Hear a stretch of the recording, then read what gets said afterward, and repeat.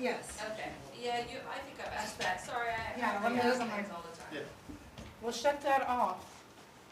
well, I'm waiting to make sure you got everything up. We do. Well, let me try and check it. Is that what you mean? Like log into YouTube? Yeah, make sure if he turns off the overhead speakers, you still have sound online.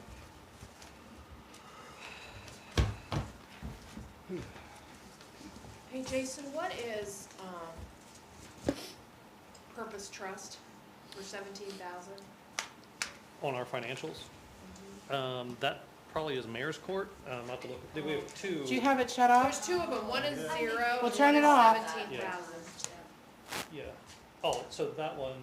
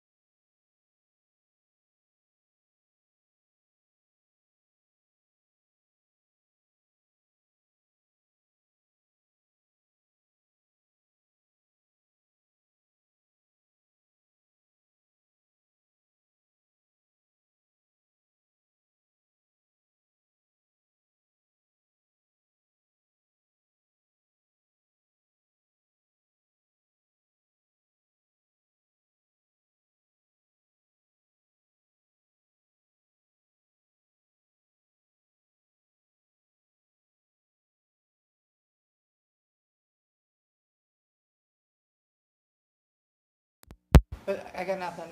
Like my volume's all the way up. Okay, that's odd. But that's fine. That's why we wanted to test it, just to be sure. You good now? Are you good now? I don't know, it's a delay. You have to wait. Did you see my text? Roger called me like Yeah. when I texted that to you. Do I have that I this told here? him, oh, Like, I don't know where I want it. no. As soon as I texted you. I didn't think I had Does to this put a have to text, be, are these strategically placed? And he No. called me and I was Okay. like, I will forget things, so I was like, let me just put this into Okay. Just wanted to have my 5030977. but. Mhm. Yeah. Must be Oh, I bet I picked up your home phone number. I have that in here too. 3527. No, 468-3413.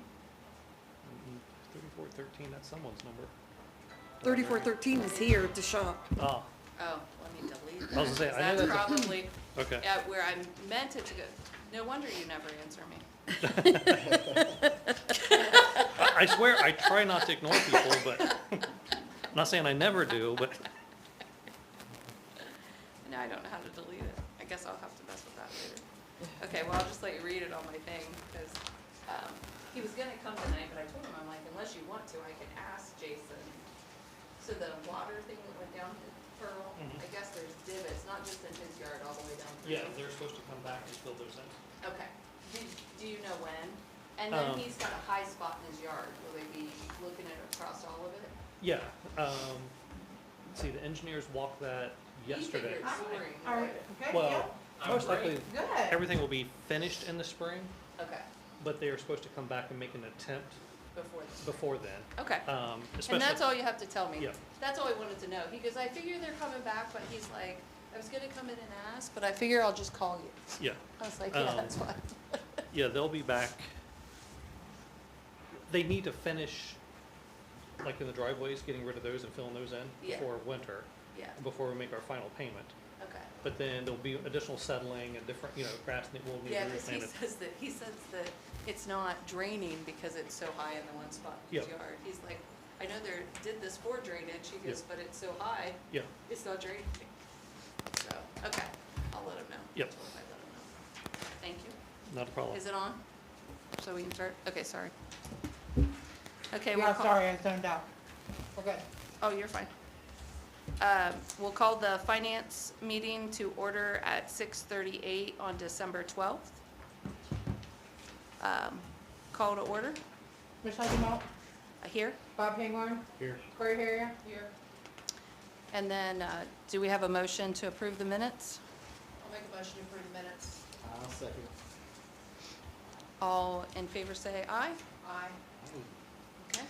And then Corey has, I've already reviewed the penny stuff. Corey's working on that. So we'll look through the cash journal and summary, see if anybody has any questions there.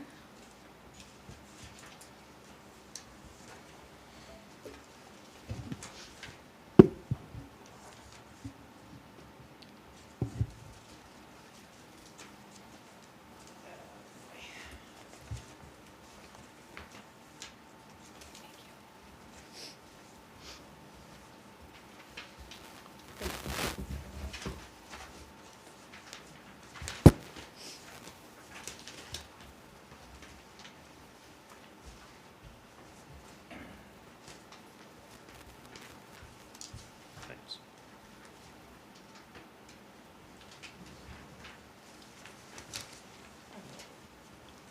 You have one here. Absolutely.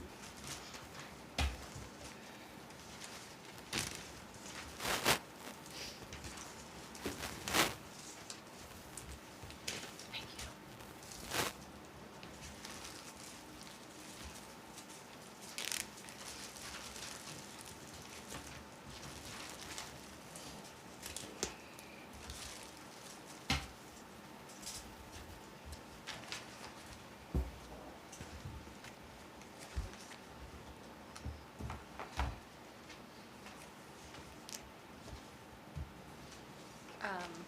Alloway Penny? That is the people that do the testing of our water. Okay, thank you. I'm sure I've asked. What'd you say? Labs. Oh. Yeah, it's one of our 2 different lab people, right?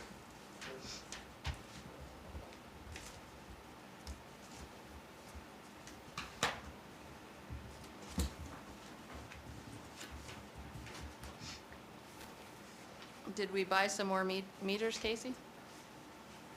No, we haven't put them on order yet, Oh, because we're looking at adding, a 1 inch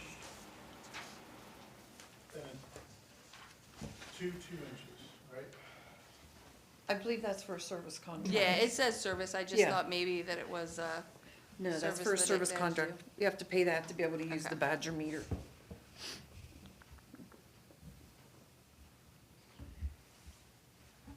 What does S/B on S/O mean? Where you at? Shut off? Uh-huh. S/B. Should be. Should be. Oh, Shut off should be, probably shouldn't have been. okay. it looks like we had Sure Shot and then Dixon Engineering. Was that something special? Sure shot, we had several places you had to have dug up Yeah. to get to shut-offs and fix shut-offs and stuff.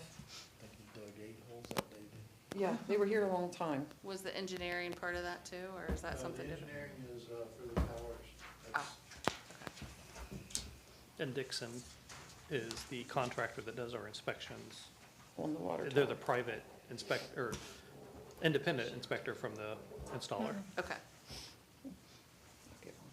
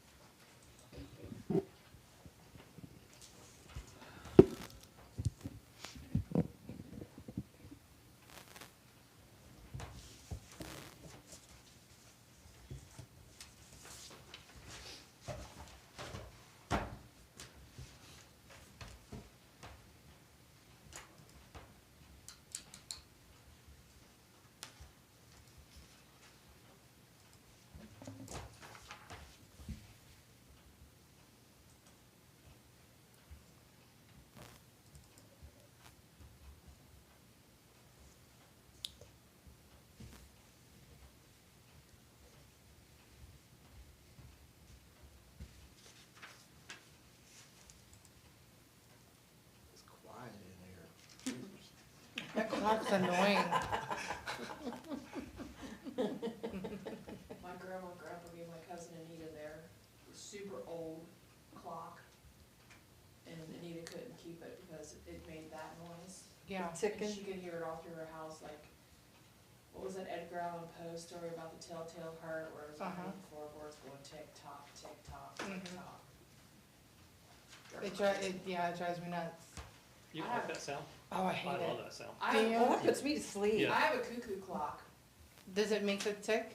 it ticks, Okay. and then it goes cuckoo, cuckoo, cuckoo. That doesn't bother me because it's like sporadic.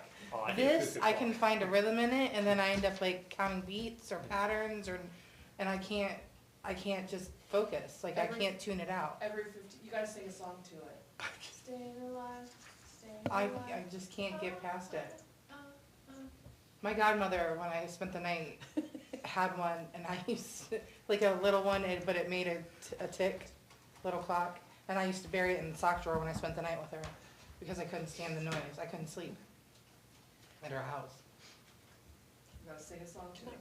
Can I print you a printer? Yeah, What's your printer? it's the HP 9120 or 9126 or something. It's a HP 9. 9, My was it a cuckoo 9? clock- Yeah. My cuckoo clock though, I always forget to wind it, cause you have to wind it every 12 hours. Yep. So half the time it's.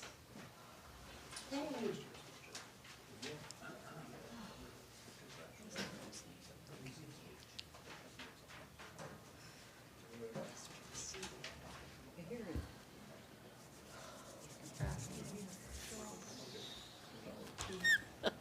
She has some cards, Did you find it? because I might have some names. Trevor said stuff Okay. that needs to be signed by Jason, and I'll have him sign it. Our front of Oh, house nice. is Ohio So you don't have to hunt them down? is pairing Yes. with Athens County, we have hospitals in right there, because they have pediatric offices down there that, where they need diapers and these sorts of stuff. And I offered to, I said, hey, we can pair with that computer if you want, more people, the help, the merrier, and No they questions? completely, were not interested in help. Yeah. So do we have a motion to pass or approve the documents? I'll make a motion to approve the documents as reviewed. Okay. Any old business? Who seconded that? I'm sorry. Corey, it's Bob. always Corey and then Bob. Okay. Bob waits. He's a gentleman. Yeah, he's a He gentleman. waits and stares at me. Maybe one day I just assume and it'll be different and then my minutes will be wrong. Exactly, So I'm gonna exactly. just ask. We gotta get you rolling for about 3 or 4 times, and then we'll do it back. Right, right. There's no old business. Okay, and, looks like the new business is resolution 12/12/2401, a supplemental appropriation that we will discuss in general council. And I have a 2 also. Yeah, there'll be a Oh, second. oh, you There's have a two? second one, yeah. Okay, so I we'll, did it afterwards, so. okay, well, we'll look at those in general council. Do I have a motion to adjourn? I'll make a motion to adjourn. I'll finance second. meeting. Everybody agree, say aye? Aye. And it- 6:48. Yep, 6:48.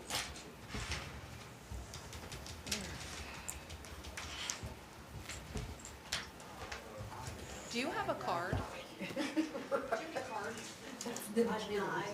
That is honestly really good. Ooh, well, congratulations. I do have a contact slide. Good. Might have some business. I'll let for you us. sign mine, Okay. so you can keep yours. Okay, sounds good. This is adorable, where do you So, I find know these? that So you my have a Franklin husband County, likes but Duluth our- Trading Company. I my typically don't buy company anything in there, but when I went to New York with my Recently, grand, Can we have roll call, please? Roll call. Okay. Mayor Henderson, Present. President Dumont, here, Councilman Mason, Councilman Pangborn, Here. Councilwoman Harrier, here, Councilwoman Wharton, Councilwoman Henry. here.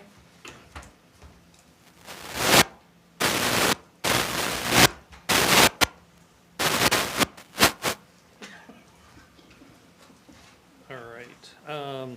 We have 3 minutes to approve tonight's meeting. First one is the regular council meeting minutes from October 14th, 2024. Do I hear a motion to approve? I'll make a motion. Katie made a motion, I'll second it. second by Corey. Roll call? President Dumont, Yes. Councilman Mason, Councilman Pingorn. Yes. Councilwoman Harrier, Yes. Councilman Morton, Councilwoman Henry. Yes. Approval of the special council meeting minutes from October 22nd, 2024. Do I hear a motion to approve? I'll make a motion to approve the minutes. Corey made the motion, I'll second it. second by Michelle. Sorry, Sorry.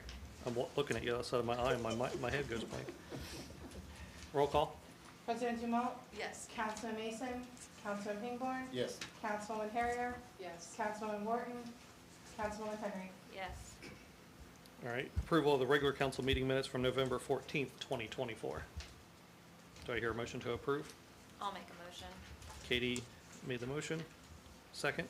I'll second it. Corey, roll call? President Dumont, Yes. Councilman Mason, Councilman Pingorn, Yes. Councilwoman Harrier, Yes. Councilwoman Morton, Councilwoman Henry. Yes.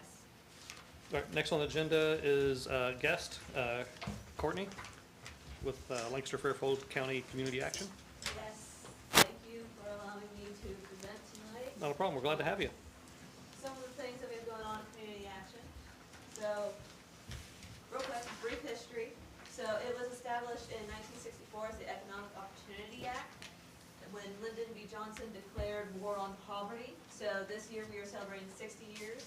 As an agency in Fairfield County, we will be celebrating 60 years next year. So there will be big things going on next year for our community all around. So we receive federal grants to address local needs, and LFCA and almost all CAAs in Ohio and most across the country are nonprofits. Those that are not nonprofits tend to be associated with large cities like New York or some cities out in California and Texas, the larger ones. Then the city operates the Community Services Block Grant, which is our backbone funding that makes us a community action. So we have a tripartite board. 1/3 is made up of elected officials, 1/3 private businesses, and then the last third is low-income representatives, and they are elected. And then we operate many programs, not only federal programs, we also have funding from state and local and private funders. So some of the basics, in Fairfield County, we offer services such as utilities, rent, food, emergency shelter, early childhood, weatherization, home repair, and recycling. We are one of very few community action agencies that actually that has a recycling program. I think there's only one other in the state of Ohio, and it's down near Cincinnati. And you guys have one hell of a recycling program. I mean, Thank you. you guys do, And we are ever expanding. yes. So for social services, this is one of our largest and most well-known departments. So we operate a food pantry. Before COVID, it was a choice food pantry, where individuals got to come in and actually shop for what they wanted or how it met their household needs. But now, because of COVID, we do it by appointment only. We are loosening up restrictions, and on Thursdays, we are now a choice food pantry again. But still, we do pre-packed carts the rest of the time. Now, can I stop you right there? Yeah. Just because this is usually questions that we get. Like our food pantry here, you have to apply, and then you're approved or not approved based on whatever. Is this just someone can show up, or do they have to go through a formal process? They call the agency Mhm. for an appointment, and then they will self-declare that they make under 200% federal poverty, Okay. which that is just about everyone. Mhm. And then they just come in, they give us just a little bit, like a snapshot of their demographics, Mhm. and then they're able to get a cart. Okay. Thanks. So utility assistance, our biggest is HEAP, which also encompasses winter crisis and summer crisis. HEAP, it is a year-long program that anyone can apply, and they'll receive a yearly payment on their, main heating source or cooling source. Which tends to be electric unless they're all gas. Winter crisis, which we are in the middle of right now, it goes from November through March each year. And it's a one-time emergency payment to the primary heating source. It can also assist with disconnects and help with bulk fuel payments.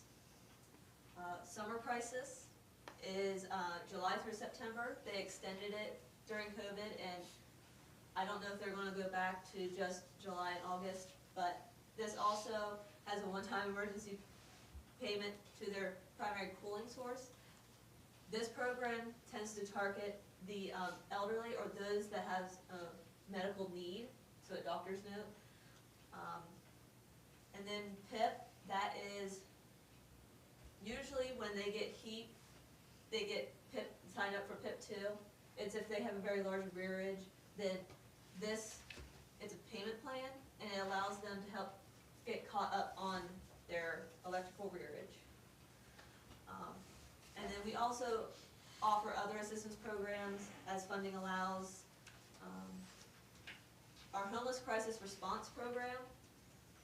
So before we had the large rent and utility programs that I'm sure all of you have heard about, the home relief grant through the Treasury, we had HCRP. Homeless prevention, it targets those that are facing eviction to prevent homelessness, and then rapid rehousing targets those that are literally homeless to get them into housing. And we are the administrator across 6 counties, which is Fairfield, Licking, Knox, Holmes, Coshocton, and Muskingum. We also have HOPWA, which is housing supports for persons living with HIV or AIDS. This provides a monthly subsidy, or if it's a one-time, really desperate need, then we can provide short-term rent, mortgage, and utility assistance. We also have the only emergency family shelter in Fairfield County, which is 4 units. We treat them as utility apartments. So most shelters, 7 a.m., everyone needs to leave. In these units, they get to stay. So they stay all night, all day. They do not have to leave until they find permanent housing.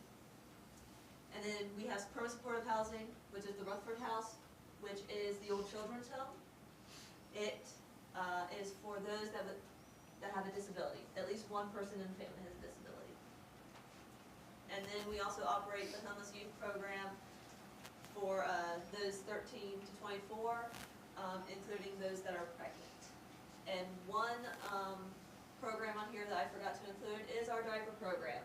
We're currently operating a pilot program with, in partnership with our state Community Action Association to be able to provide families with diapers free of charge. All they have to do is participate in a research study just to see how being able to provide these diapers improves quality of life for their children. So, just a couple questions.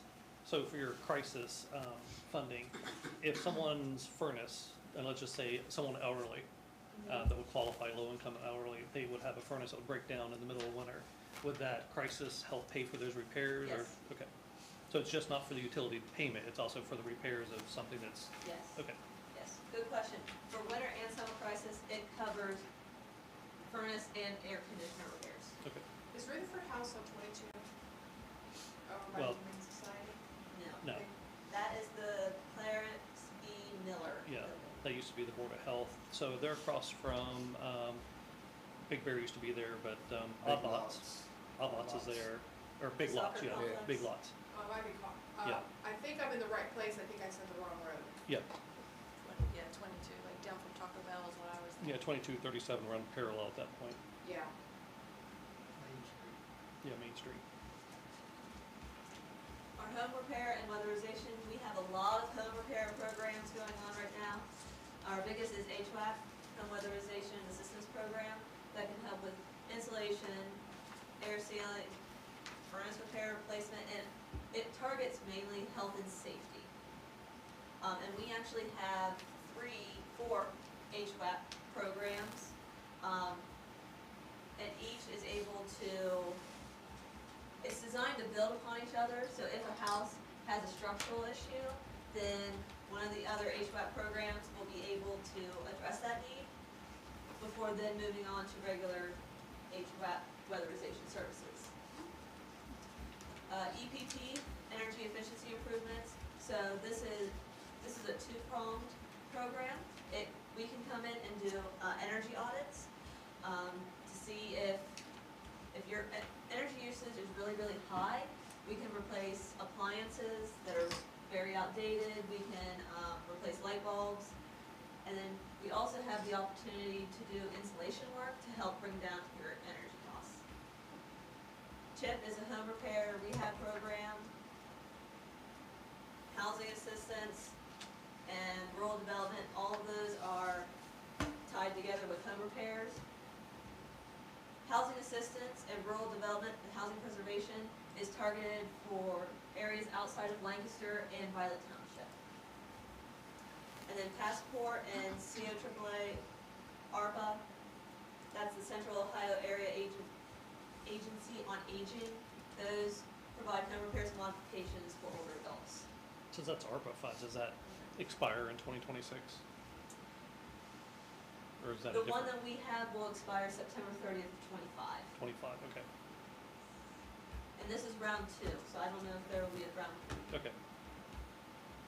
Let's say if Ohio targets households with children, so it'll provide lead remediation, and then Healthy Homes does lead remediation, radon remediation, health and safety repairs, handicap modifications. This program is done in partnership with the City of Lancaster. The City of Lancaster targets homes in Lancaster, and then we target the rest of the county. On your CHIP program, years ago, CHIP and CDBG used to be hand in hand. And it was all handled basically by the villages. When the village handled it, like at one point, we had 40-some houses with CHIP funding in them of our 300 and some. So, you know, a big thing, and then we would put liens on their houses to ensure they couldn't sell them, whatever. Yes. So with your CHIP program, do you guys see still a large amount of people taking advantage of that? Or not so much anymore? Not so much. Okay, I mean, the need is still there.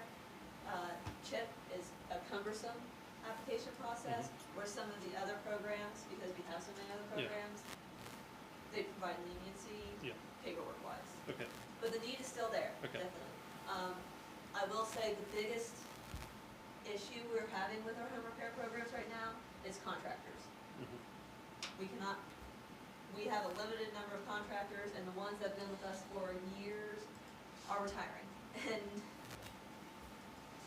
those coming after do not want this because they have bid schedules that they can't exceed. yeah, Yeah, no, I sent, when we talked last time, I sent to 2 different people I knew, and they're like, oh, I'm too busy to do that. Like, Yeah. so everybody's busy too. it's like Yes. grant work, you have due outs and you have to meet them, and Yeah. it's just contractors right now, they're not starving, so. Yeah. No. Our early childhood programs, so that's Head Start and Early Head Start. Head Start is for ages 3 to 5, and we have our Sanderson Elementary School Center and also a classroom in Amanda. We have plenty of openings right now, so if you know of anyone, please refer them to us. Early Head Start, we do home visiting for those that are pregnant and children birth to 3. And then we also have a classroom for Early Head Start in Pearl House. And then early intervention and home visiting. Those identify and provide services for children birth to 3 with disabilities or developmental delays, which we partner with Board of Developmental Disabilities on. And then our Teens with Tots program is through Out of H, and it targets teenagers that are pregnant or parenting, that are still in school and intending on graduating. Recycling, we have 23 sites around the county for collection, sorting and shipping out of materials. We do buyback, which in your packet, I included the schedule of of what we accept, the prices that we're currently accepting, commercial recycling, and secure document shredding. And then Carrie, our environmental education specialist, she goes into all the schools and provides education. And also, if you'll see the billboard contest for third graders, we are in charge of that as well. So in 2025, pending grant funding, we will be having a tire collection event, an electronics collection event, and a household hazardous waste collection event. So last year, was it, you guys had done the tire collection in Thurston? You guys brought in too big, or was that through, maybe it was through a different county agency? We had an event last year, I don't know if it was in Thurston, but There, and that was the one we went to that was over by, Wendy's on Coonpath. Thurston was done by Thurston. Oh, okay, Thurston Walnut Township, that's right, yeah. Yeah. They went together on that one, okay, thanks. I would say if you need a spot, like I'm gonna offer you guys a spot in case Thurston didn't come through for this year. I will let them know, I don't know if the site has been chosen yet. We always, like, I've told Carrie many times, but, you know, you can reiterate to all of it, you know, anytime that you guys have a need to be outside of the city, think of us. I mean, we have plenty of property, we have plenty of buildings, like, they're public buildings, that's what they're used for, or what they're supposed to be used for, so. Okay. So what to do when someone needs help, please feel free to refer to us, especially for those, that need utility assistance and wheelchairs. Anyone in need of food, they can come twice a month. Anyone experiencing homelessness, especially youth. If you know of anyone with HIV or AIDS that needs housing support, maybe ongoing or one time, please refer to us. And then Head Start, come visiting. I've included the numbers for our social services, early childhood, and recycling. And then you can feel free to follow up by calling or emailing the help@fairca.org, and we will get you to the right person. And then my contact information. And the phone number is my direct line. Okay, appreciate it. Now, one thing that, and again, we're trying to get better at communicating, and trying to make things simple. So we typically tell everyone to call 211, because again, if you call there, they can reach out to you, whoever. So just, you know, for awareness, that's what we always try to tell people. Now, again, sometimes they're like, I called there, they're frustrated, whatever. Okay, here's an agency, or we give them the yellow book, the yellow pamphlet, with all that stuff in it. But, you know, just so you kind of know how we handle that. And if you have brochures like this, probably saw as you walked in there, we got a magazine holder, whatever. We also have one over at our office if you guys want to drop off pamphlets. You know, please give those to us. I gave Sam. Oh, okay, never mind. You're She's ahead. over here being ignorant.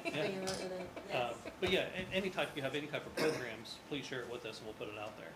Well, and I dropped off earlier last week, I dropped off keep applications and the card where people have to call to schedule their appointment. And I was also going to put together packets of things that are going on now in Lancaster, but for the county. Yeah. And I'll drop them off at the office. Yep. Yeah, I mean, communicate to, that's one thing that I think all of us don't exceed. Our expectation was communication. So we have who to communicate to. So we have our social media pages. You know, Sam can't go out there and see what everyone's doing to share it. You know, tag us, send it to Sam and say, hey, can you go out and like our post, whatever. Because again, we want to try to get as much information out there as possible. And I know for Pleasantville, I don't know if this is for every village, but like those two right there are the heart of the village. Everyone goes into that office when they have problems. So if those two have it, the people are gonna get it. You know, because that's where they call, no matter what their problem is. You know, I got a flat tire, I don't know who to call. They get the phone call, not not AAA. That's We just the are way it AA. goes and, We're AAA. yeah, that's just the way it goes in a small town. We're Because they usually information. know someone that does stuff, so, you know, make sure that you're sharing it with them, for us, and it'll definitely get broadcast out there. And we appreciate everything you do to share with us and, you know, with the county, so, I'm happy to do so. all right. Can you say one more time that you're gonna bring applications for HEAP? Is that what you just said? I already did. They're already over at the office.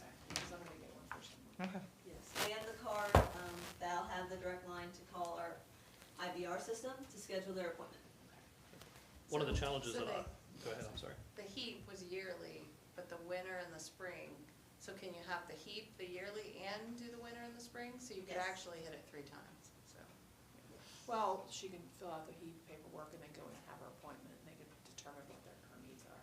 Yes, and it's a phone interview, so that's the nice thing, clients don't have to come in and sit for hours like they had to before COVID. Now they can just, we have a Dropbox, they can email, they can now upload if they're tech savvy to the IVR.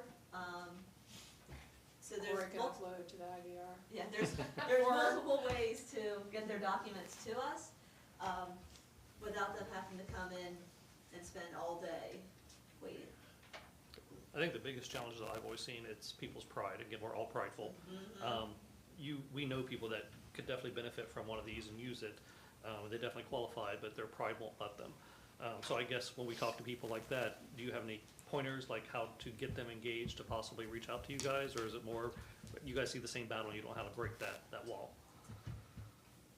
We see it sometimes, and we also see when people hit rock bottom and they have nowhere else to go. We also have the benefit of being able to, you need help this month, we can provide it, and then you're able to maintain moving forward. So, there's nothing shameful about needing help from time to time. Our staff are very courteous and are willing to help. And if everything's confidential, so no one's going to know. That's the big thing. Yep. All right, not a problem. I appreciate it. Any other questions? Sorry for all my questions, but I like to ask questions, so. Hey, I'm glad you're asking questions. Did you get with Tony to see if you could come down there next?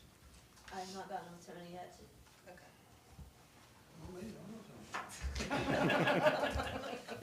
We'll just tell Tony to put you on the agenda. How about that? Okay. Yeah. I'm kidding there. You'll have to reach out to Tony. We probably should give him Lydia's number. Oh, yeah. She's the fiscal officer down there. She can put you on the, Okay. On the agenda? Mhm. Okay. Yeah, if your email's in this packet, right? Yes, I very can- last page. I can email you the list of all the village contacts and township contacts. I already have that built into a spreadsheet, Yeah, through the mayor's associate. I'll just send it to you, that way you have it. Emails, phone numbers, everything. that would be great, Yep. thank you. I'm sharing that with everyone. And I did at the sewer, when we were at the sewer, we did bring it up to like their fiscal officer at Thurston, so they know that you're looking that way, so. Okay. I'll reach out to them. You know, I almost said something that might have been inappropriate, anyway. We do have people that live in homes that have frequent repairs needing to be done in their homes to maintain adequate water and sewer. Maybe those people would be a good option for when they have problems with leaks and such. Yeah. So I'm gonna say, Yeah. Yeah. Because one of our because programs. usually what it is because of inability to maintain their home or to winterize their homes. And then they'll have a leak, so. And then they'll have a leak and then it'll turn into a problem. So yeah, they could probably use your home repair. Right. That's a good point. And some of the programs also help with septic and, well issues. Okay. All right, any other questions? Nope. All right, thanks. All right, I will go on into public input. Do you have anything, sir? Say, I think I'm the only one. You're lucky tonight. Yeah. Well, good evening, Mayor and Council. My name is Francis Martin. I live at 9370 Cattail Road. I was here at the last meeting. You weren't, and that's why I am back. I'm with Citizens for Fairfield. We were requesting a letter denying Eastern Cottontail. I'm looking at this thing, I probably shouldn't be here because the next thing is Community Support Award from Eastern Cottontail. Well, no, you should be here because one thing I've always said is there has to be two sides to every conversation, Correct. correct? And if you don't have someone and excuse me for just the way I put it, if you don't have an anti-person, you're pro-person, we'll never be put into check. Okay. So it is part of the conversation, and we do appreciate it. Okay, like I said, I just was here and was asked to come to see if you got to read the booklet that we handed out, just to explain what we're arguing. We're not arguing against this company, we're arguing about the location. Since we did the book, I will tell you that 12 of the 13 townships have now given us letters. The only one that hasn't is Clear Creek, and they don't have zoning. We understand why they didn't, and completely understand. But the villages of Millersport and the village of Thurston, and we have a letter coming from Baltimore. I'll tell you that Lancaster is supporting it. Just to let you know, but all the ones around here. And hopefully you got to read the letter that I put into it about the population and what Eastern Cottontail is saying is gonna end up being here, and going down 18%. I live here, I don't want it to go down. But just asking for an answer, if you're gonna stay neutral, We are gonna stay neutral. okay. Yep. Just understand that supporting it. No, again, it's not that we're for or against anyone. Again, we are staying neutral. Okay. I mean, because we give opportunities to both You do. you guys and, We do. and again, you both need to have your voices heard. You Right. both need a platform. That's why we're kind of staying neutral. Okay. So, but Right. we appreciate Well, thank you. everything. Thank you. All right, we'll go ahead and move on. So yes, Eastern Cottontail did send us a community support award. And it's a recognition of your lasting contributions to the community. We are pleased to support your organization through the Eastern Cottontail Solar Project. So that was given to us and mailed out this month and received.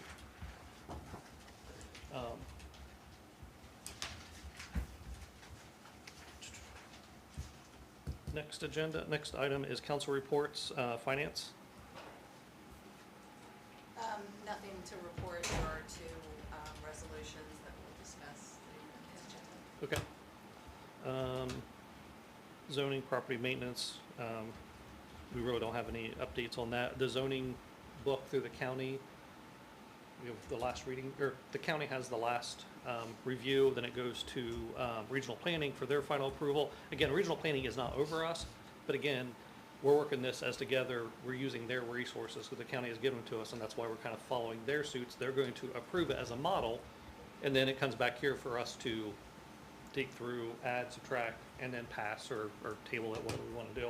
But our zoning code, again, it should be treated as a living document, should always be updated. We have done some updates here and there, but it is from 2007. And of course, a lot of people's like, that's not too long ago, but imagine everything that's changed in the world between 2007 and now. Like, there are a lot of updates. And some of the ways that we describe areas now help us develop for the future, because it used to be very stagnant, meaning this is the business district, this is residential, this, like it's this map up there. Those colors are very stagnant, to where the next grouping kind of allows for, and I'm just gonna call it for what it is, because, that's how we know it, but our business district, they're not called business districts in the beginning, according to the zoning, has another name and allows for apartment living, businesses, kind of like what you see in these downtowns now. And that way it's not like, oh, you have to have a business down here. And that's kind of what we see in our downtown now, because there are houses in what we call our business district. Because when they made this map 100 years ago, this house probably was a lawyer's office, and now it's a residential thing. It's a Mixed use, yeah. So, again, I think there's a lot of great things on it. And it gets into a little bit more in depth with requirements, meaning sometimes, in ours, we really don't talk about trees. But again, trees are important when we talk about, preserving a residential area. Not that we're gonna make every resident plant a certain type of tree, but it talks about if you're gonna do a new build, you have to have a certain shield from neighbors or whatever, and how do you do that, whether it's through fencing or through shrubbery or whatever. So it's discussing those type of things. So once we get that completed there, we'll bring it back. Our zoning section will go through it. But one thing, I've talked to a couple villages, because we have some villages that are new to zoning that's never had it before. And then some of us want to share ideas like what have been our problems, and maybe us collaborate together, and I don't say we do one for every village that participates, but we share ideas and take that back to maybe create a better model. So again, a lot to do on that, but we're just waiting on the county to finish their process to be able to bring it back. Records, rules, and law. We're gonna table that till after the first of the year. Okay. Sarah's not here. Realistically, the only thing we have going on there, we're finishing up some of the grant work up there for the CDBG funding. The only thing left we have to do park pool related is we have to raise the windowsills to meet the state requirements. That's the only thing we have left to do. We have to have that done before mid-January, I believe, because we have to have everything wrapped up by the end so we can do the finalized paperwork mid-February, because that's when it's due to the state. So that's realistically all we have updates for there. The new concession stand and restrooms at Audi Park was started today. They started laying rebarb today. The inspector will be out tomorrow. They'll start pouring after that. And then that build should go up relatively quick, meaning they'll build quick, then you gotta stop and wait for an inspector for a week or two, right? That's the way it works. But they are on a tight deadline. They have to be completed by the end of January, beginning of February, because of the state money. Everything has to be wrapped up by the end of February. We don't want to go back to the state and ask for more time on this one, because this is a state CDBG program that if we go back and ask for more time, it could impact Bremen, because Bremen's the next one to get the funding. So if we ask for a favor now, they may be like, okay, well, Fairfield County, because they'll just consider us Fairfield County, not Pleasantville. Fairfield County is now dragging their feet. Why? Why we're going to give them more money? So like that's why it's important to kind of keep up. But we did have a talk with the county yesterday in case something would happen, because again, inclement weather, material inspections, all that can hinder this being done. So what we'll do is we'll wait kind of mid-January, regroup. Are we going to meet this deadline or not? And then start having some sidebar conversations with the state to like prepare them in case we need to. But we're not going to go right there right now. And we're going to try to push the contractor to do their best to get it done on time. And they're working hard to do it. Safety service, Bob? I don't have it. Okay. Regional planning? Nothing to report. Alright. I was actually gonna say a couple of the things that you just said, Okay. which not quite in depth, so you did good. So are you glad I'm back? I like to talk and sit up here and just over-explain. Board of Health ad hoc? You guys- Nothing to report. Okay. All right. Grant-wise, we won't go through all that. Basically, everything's getting completed, finalizing. You know, we're at the end of the year on our grant cycle, so it's basically getting all this stuff wrapped up, paperwork done, and submitted. So I really don't think there's too much up there. The water tower, which is the bane of my existence, they came back to start working on it, was doing great. I don't know what to say after that, because then they quit showing up. So we did submit a letter or an email to them telling them they have until the 20th to do this checklist, so we can at least fill the tank for the winter. And if not, we're going to go against their bond company. And we copied their bond company onto the email. And the bond company has responded and gave us directions on what to do next if they don't comply. So we've heard nothing back from the contractor. So we're not sure what's going on there. But again, I believe it's the 20th. Was it 21st? 20th. It's next Friday. To have a certain checklist. It won't complete the tanks, but it'll get that to where we can fill it with water. Because that's the goal, is to get it filled for this winter. So once we get all this completed, will we have to do it again in the next 25 years? Well, so the paint, so if you remember right back when we talked about this, the paint we got is a Tanemic paint, which is standard. Like, it's nothing special, but it's special for water towers. But it's not like we went out and like, you know, what is the Cadillac version of water tower paint? But it has a lifespan of, what, 30 years, if I remember right? 25, 30 years? 25? 74, 84, Yeah. we're good. Now, keep in mind, there's things that play into that. You know, last time that these were painted 15 years ago, and they had a 25-year paint put on it. Obviously, it didn't last that long, but the contractor that was hired back then did not take things down to bare metal, because the town didn't have the money for that. We were forced into it this time. That's why we had to take out the additional $200,000 in loan money. because the paint company said, if you apply paint on here, I'm not warranting it because it won't stick. Because there's too many layers of paint that's flaking. So that's why Walnut Street Tower has become the monster it is. Pleasantville Tower was perfect. We got it done on time, didn't have any problems. It's just this 150-year-old, 125-year-old tank is never been, and I don't want to use properly maintained. It's just like everything else at your home. You just paint over it and paint over it and paint over it and paint over it type thing. And eventually has caught up with the village. So that's kind of where we're at with that. But yeah, because of what we did, the actions we took, we should get that life out of the tank, out of the paint. And it is warranted for that. So the Tanemic rep has been sent pictures of it because there has been some questions. Hey, does this look right? You know, with what's painted, we see it crack already. And he's responded back like that's just normal that you're going to see because of expansions of the tank and all that with the cold weather, to where it would still make the warranty valid if future repairs need to be done to it. So hopefully that answered your question. It's not 100% guaranteed yes, but I it's just a. want it to be a long time so we don't She have to just deal with doesn't it wanna for be another here. 30 So years. I am designing it to where I will hopefully be dead when That's it needs to what be she's painted asked. again. 64, 74, 84. If you're Yeah. dead, I'm dead because I'm Well, 10 years older. Yeah, dead or Alzheimer's and living happily in my mind. One of the two. All right. Any questions on the grants? Did you write all that down? Yeah, Don't I'm on make, it. don't do the Alzheimer's comment, please. My mouth gets me in enough trouble. One more thing just about grants before I do move on. There is a grant out there through EPA that will replace our generator at our water plant. It's a competitive grant, and they pay for, I'm gonna say 100%, if not 100%. It depends on where you fall at in their stages on what you have to pay. Because of, you know, we're so low income, we don't have millions of dollars in our bank account. Like we check all those boxes.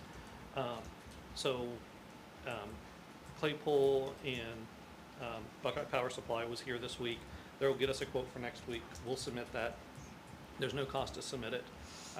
And this is like a revolving grant. It's, you know, you put it in, they have a process and they tell you if you get it or not. We don't have like a deadline right now. So hopefully that'll get us to replace that generator because it is past its useful life. It does work. But anytime the power does go out, we have to go out and check it manually just to make sure it did switch over. Like that's the problem with it. But again, we mitigate that through just knowing power goes out, you know, check the water plant, make sure it did switch over. All right, maintenance report. Getting ready for a lot of the EPA paperwork. You're going to hear CCR a lot. I've almost got it ready. So, there'll be a couple other drop matrix I'll be getting into. One other information, we got to do the drop matrix and a couple other EPA forms that have out before January, or the end of January. We have discovered a couple of the leaks and we have repaired some of the leaks in town, but there's still some more leaks going on that we can't find. So once again, if you're talking to your neighbor and they happen to say, oh, my water pressure got really low, let us know. Because we can come out and start searching around, maybe we can find it. Because we have leaks in the village. Essentially, we have a ghost in our water system somewhere. Yes. It seems like we fix one and then someplace else appears. Yeah. Shelter house is winterized for the winter. So the pool and the shelter house is completely done. The only thing we got to do to the pool is build the shelf up, like we had talked about. Then we basically have been working on servicing all the equipment. When I say servicing it, putting stuff away for the winter, getting it stay-bowed and everything ran through, and also getting all the winter stuff out, getting it serviced so it's ready to go when we need it. If you have noticed, the snow equipment is on the truck, the plow is sitting out here, and we are ready. We're just dragging our feet on putting the plow on. Trying not to do it. And then, basically, the only other thing we were doing was setting up for Christmas. When I say setting up this year, all we had to worry about was the lights outside, and those are good. Everything else moved over to the other place, over to the You act really happy about that. Yeah. All right, anything else? That's all. All right, any questions? All right, Chief Garber? Did you happen to do a water leak on North Main Street on, like it's the right side of the road before the service station? Not the service station, but the auto repair place, there by the tracks. Yeah. Was there one? Yeah, they had a lot of. I noticed there was water running in the driveway when I was on traffic stop one day, I meant to say something to you. Yep. Yeah, that was their water break right on their line. Oh, the fire hydrant out in front of the gas station. Going past the railroad track to the left, that Yep. one there. Last time it got really cold out and froze, there was water coming out of the side and froze on one of the side connections, so you may want to check that one. Okay. I forgot to mention that to you What's that? the other day. Someone told me about it, and I saw it when it got really cold to start building off of it, so, Okay, so that means it must not be shut off first. yeah.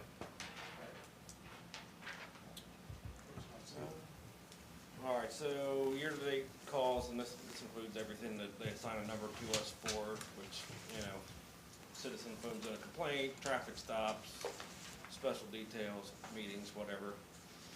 952 as of today. They canceled our, it's Christmas time, so nobody wants to have meetings, except for you guys. But, so, We didn't want to. It's kind of like a requirement. yeah, so all the non-required meetings have been canceled, looks like, for our Chiefs meeting, so that's fine with me. Marquis Crisp, one of our female officers, she'll probably be out of field training next week. I'm hoping she's got one more, we did firearms qualifications today, I'm kind of skipping ahead, but I think she's gonna do next Thursday, and we'll probably be wrapping her up, which would be good. So some of them are able to work the 8 hours a month because they got so many other jobs, so it takes them a while to get, acclimated and know what they're doing enough to be on their own. Talked to the mayor about some of these requests, so this may not be like stuff you need to take any action on, but I was just trying to get some line items established, like in the police budget, so just for my own reference, that we have money earmarked that we know we're gonna spend.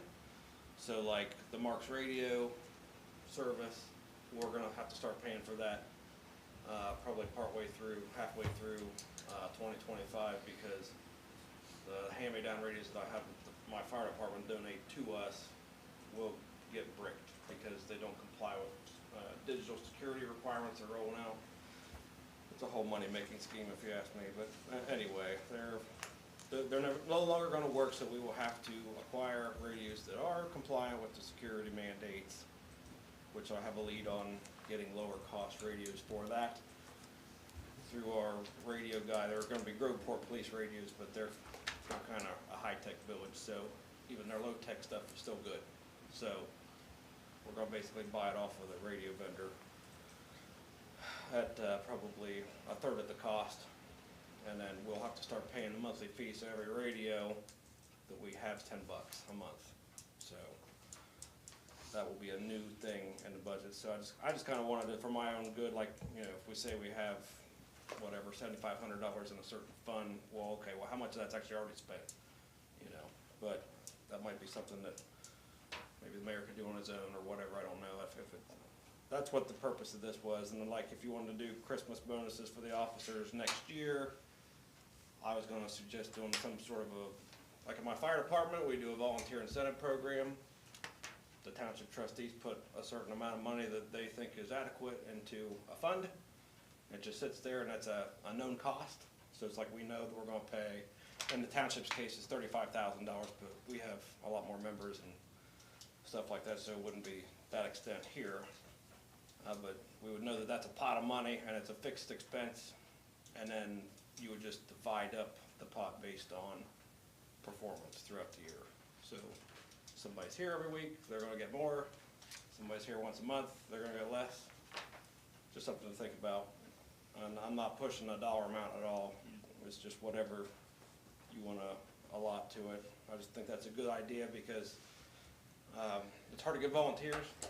And then, if you do something for them nice right before Christmas time, they remember that plus it's already something they like to do or want to do, or need to keep a commission, so there's those things that kind of keep them here, and then, you know, or keep them in the field, because they want to maintain a certification or whatever. But, you know, if they are volunteering and there's, you know, a town that doesn't do anything for them, they don't provide uniforms, they don't give them the ammunition for the firearm qualifications, which they're required by law to do, they don't give them a Christmas bonus, well, then if there's another town that does, they're more likely to volunteer there, because you can't hardly get volunteers anymore. So, we're doing good, I think, honestly. And not patting myself on the back, I'm just saying it's hard to get volunteers. And we have nearly 10, I think 9. And then what if you count, you know, probation and zoning, then, yeah. Let's see, so yeah, the firearms qualification, yeah, so we just did that today. That's why it's at the top of my mind, just because of like, it's a requirement, it's end of year. I'm like, okay, what do we gotta do to be compliant? We didn't do firearms qualifications, so we need to go do that. So we went out in 15 degrees and the wind and shot and got, you know, state certified. So for the officers that got qualified today, do we owe them ammunition then? I mean, so I just took, I have ammo, so I just took it and I basically replenished what they spent. Mhm. Typically what villages do to save money is duty ammunition is more expensive than target ammo.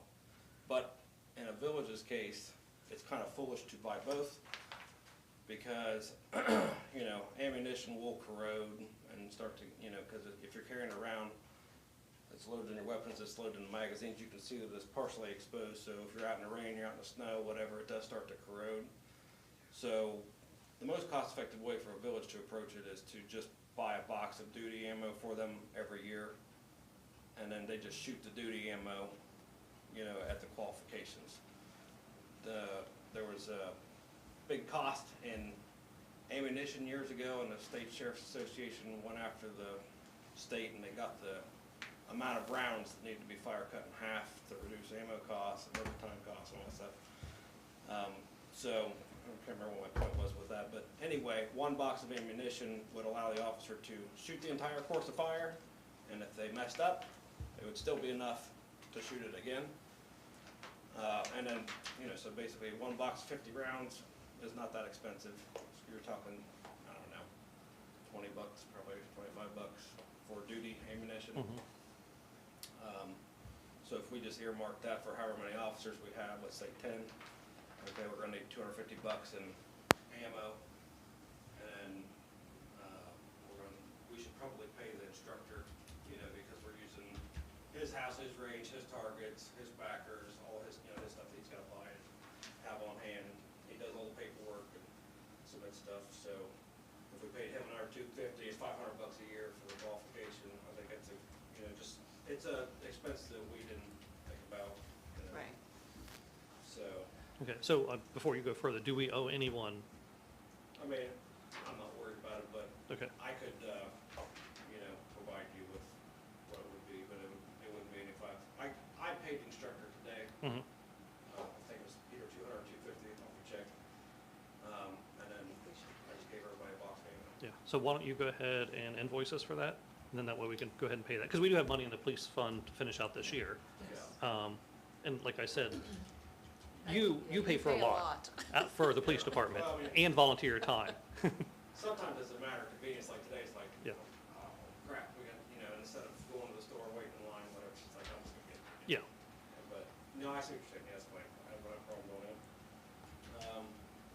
You picking up your duty ammo like advances or just anywhere in particular?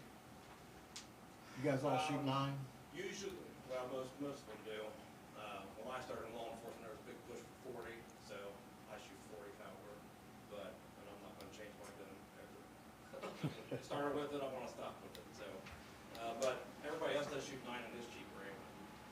I just, you know, a little bit, but, Would you prefer to pick it up yourself, or would you care if, it doesn't really matter. Can you get it cheaper? well, between the two of us, we're in and out Yeah. of there, and there's sales every once in a while. I mean, you just gotta Yeah. be in there at the right time. It's one of those things where I think that we could watch the sales and just Mhm. buy it, and then, you know, honestly, I think everybody is 9 except me.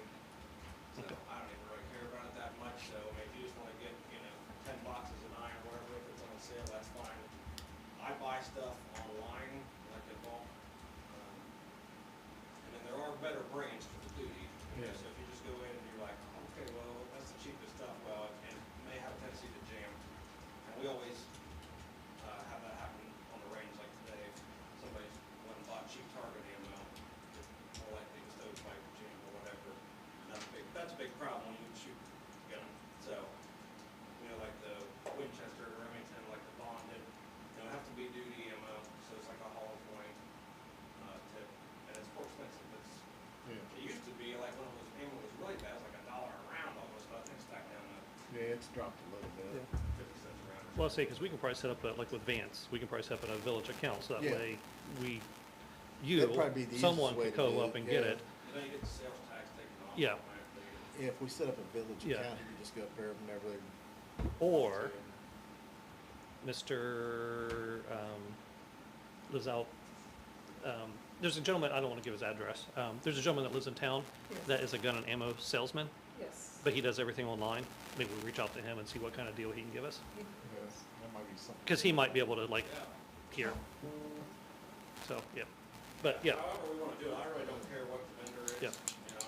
so Penny, you know who I'm talking about, so Yes. just go ahead and reach out to him and see what kind of deal he can give us. And if not, just set us up with Vance.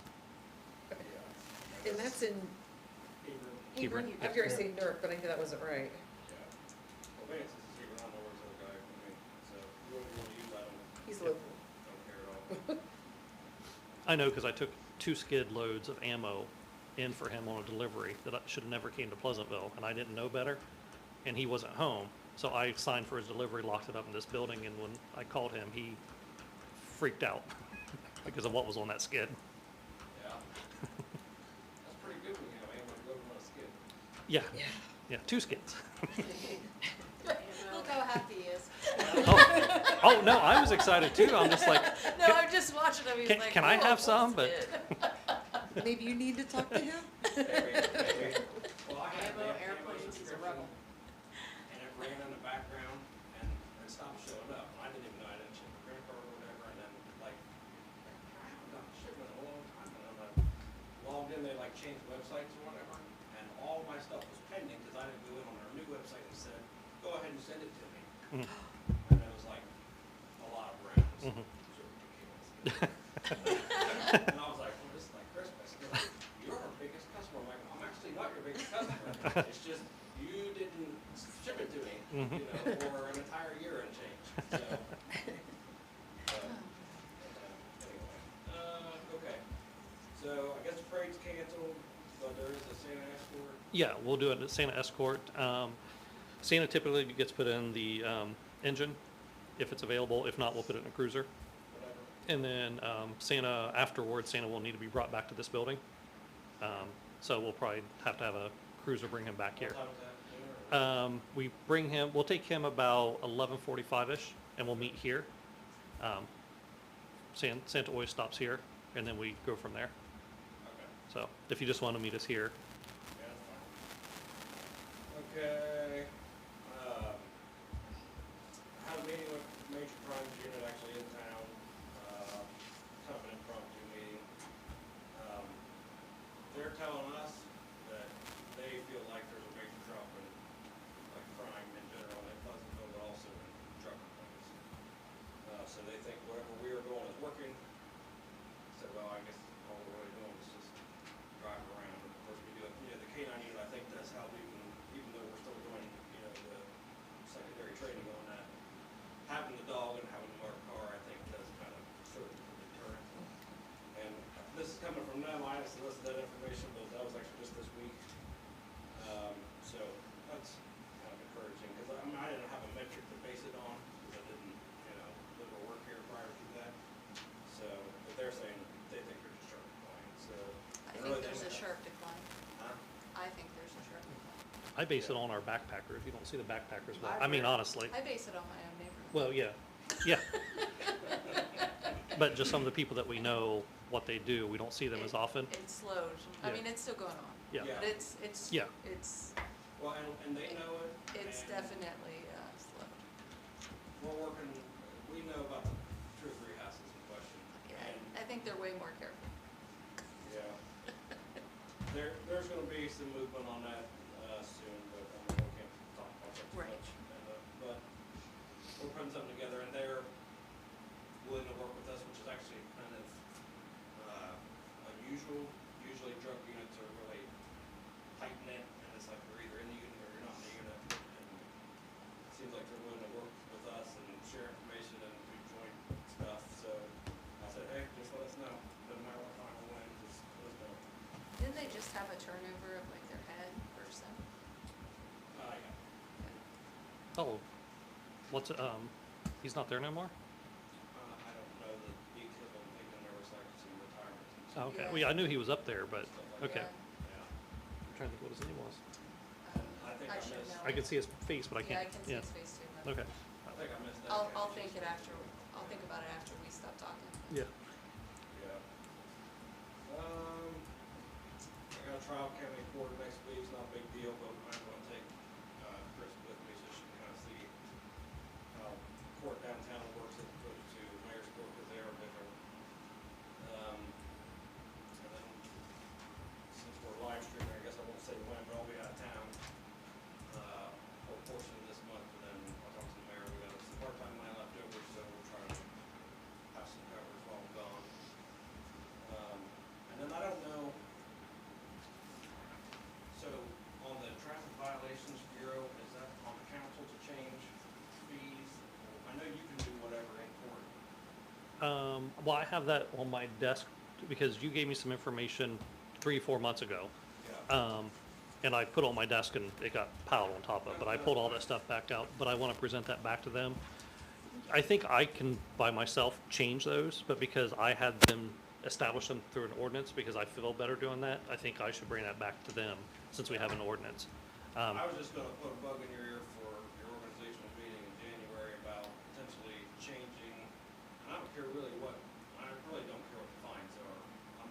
I think there's a disparity on the speeding, because all we do is we photocopy what county court does, and they have such a broad range, so it's like, okay, you're gonna be fined, whatever it is, $140, because there's a 20-mile-an-hour spread on that.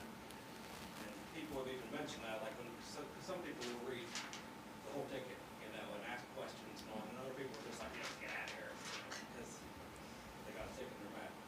But then they're like, man, you guys charge the same amount for, well, I explained to them, it's like the county does it too, but it's just like, here's the point, you're paying a $140 fine for being 1 mile over, which we wouldn't write anyway, but assuming that we did, versus 20 over the speed limit, there should be probably like a stair step or like $1 value for every mile an hour over you are to kind of make it a little more just.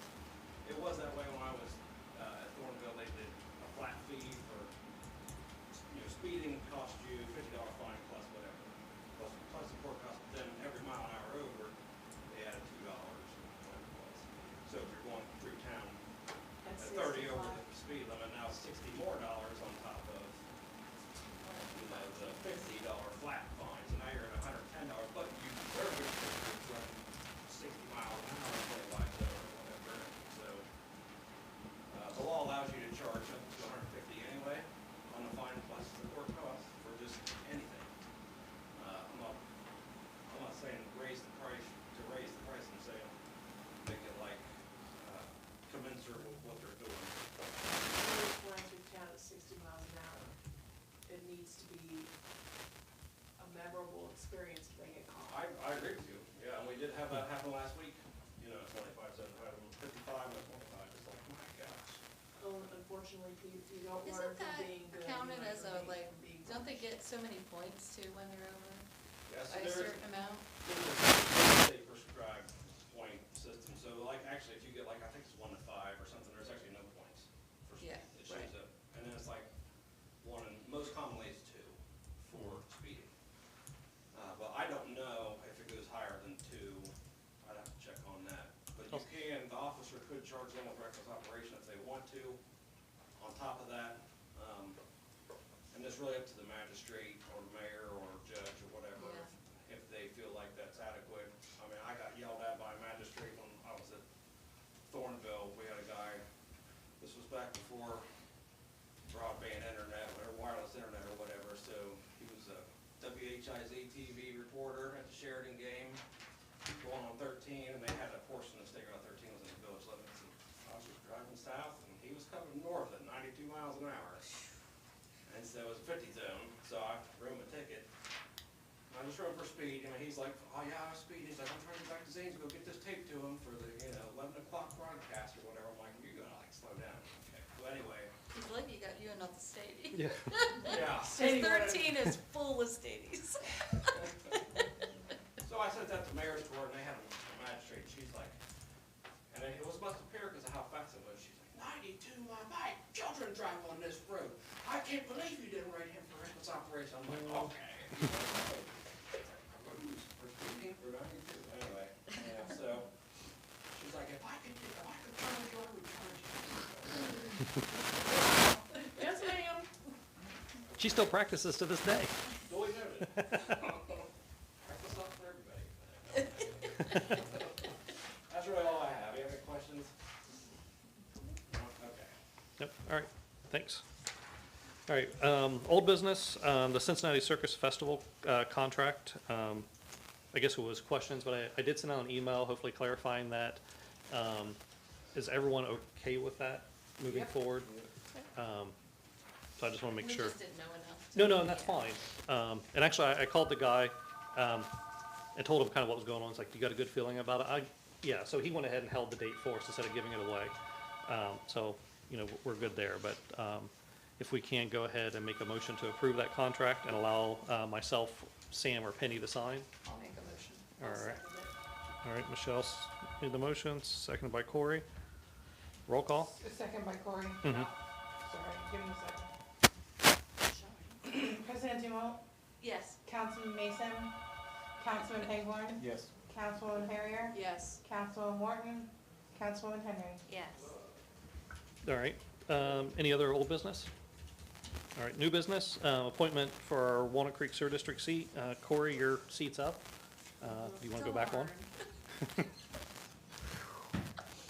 If so, do I hear? I can't leave Michelle by herself. I make a motion to keep her. All right, Michelle made the motion. Do I hear a second? I'll second it.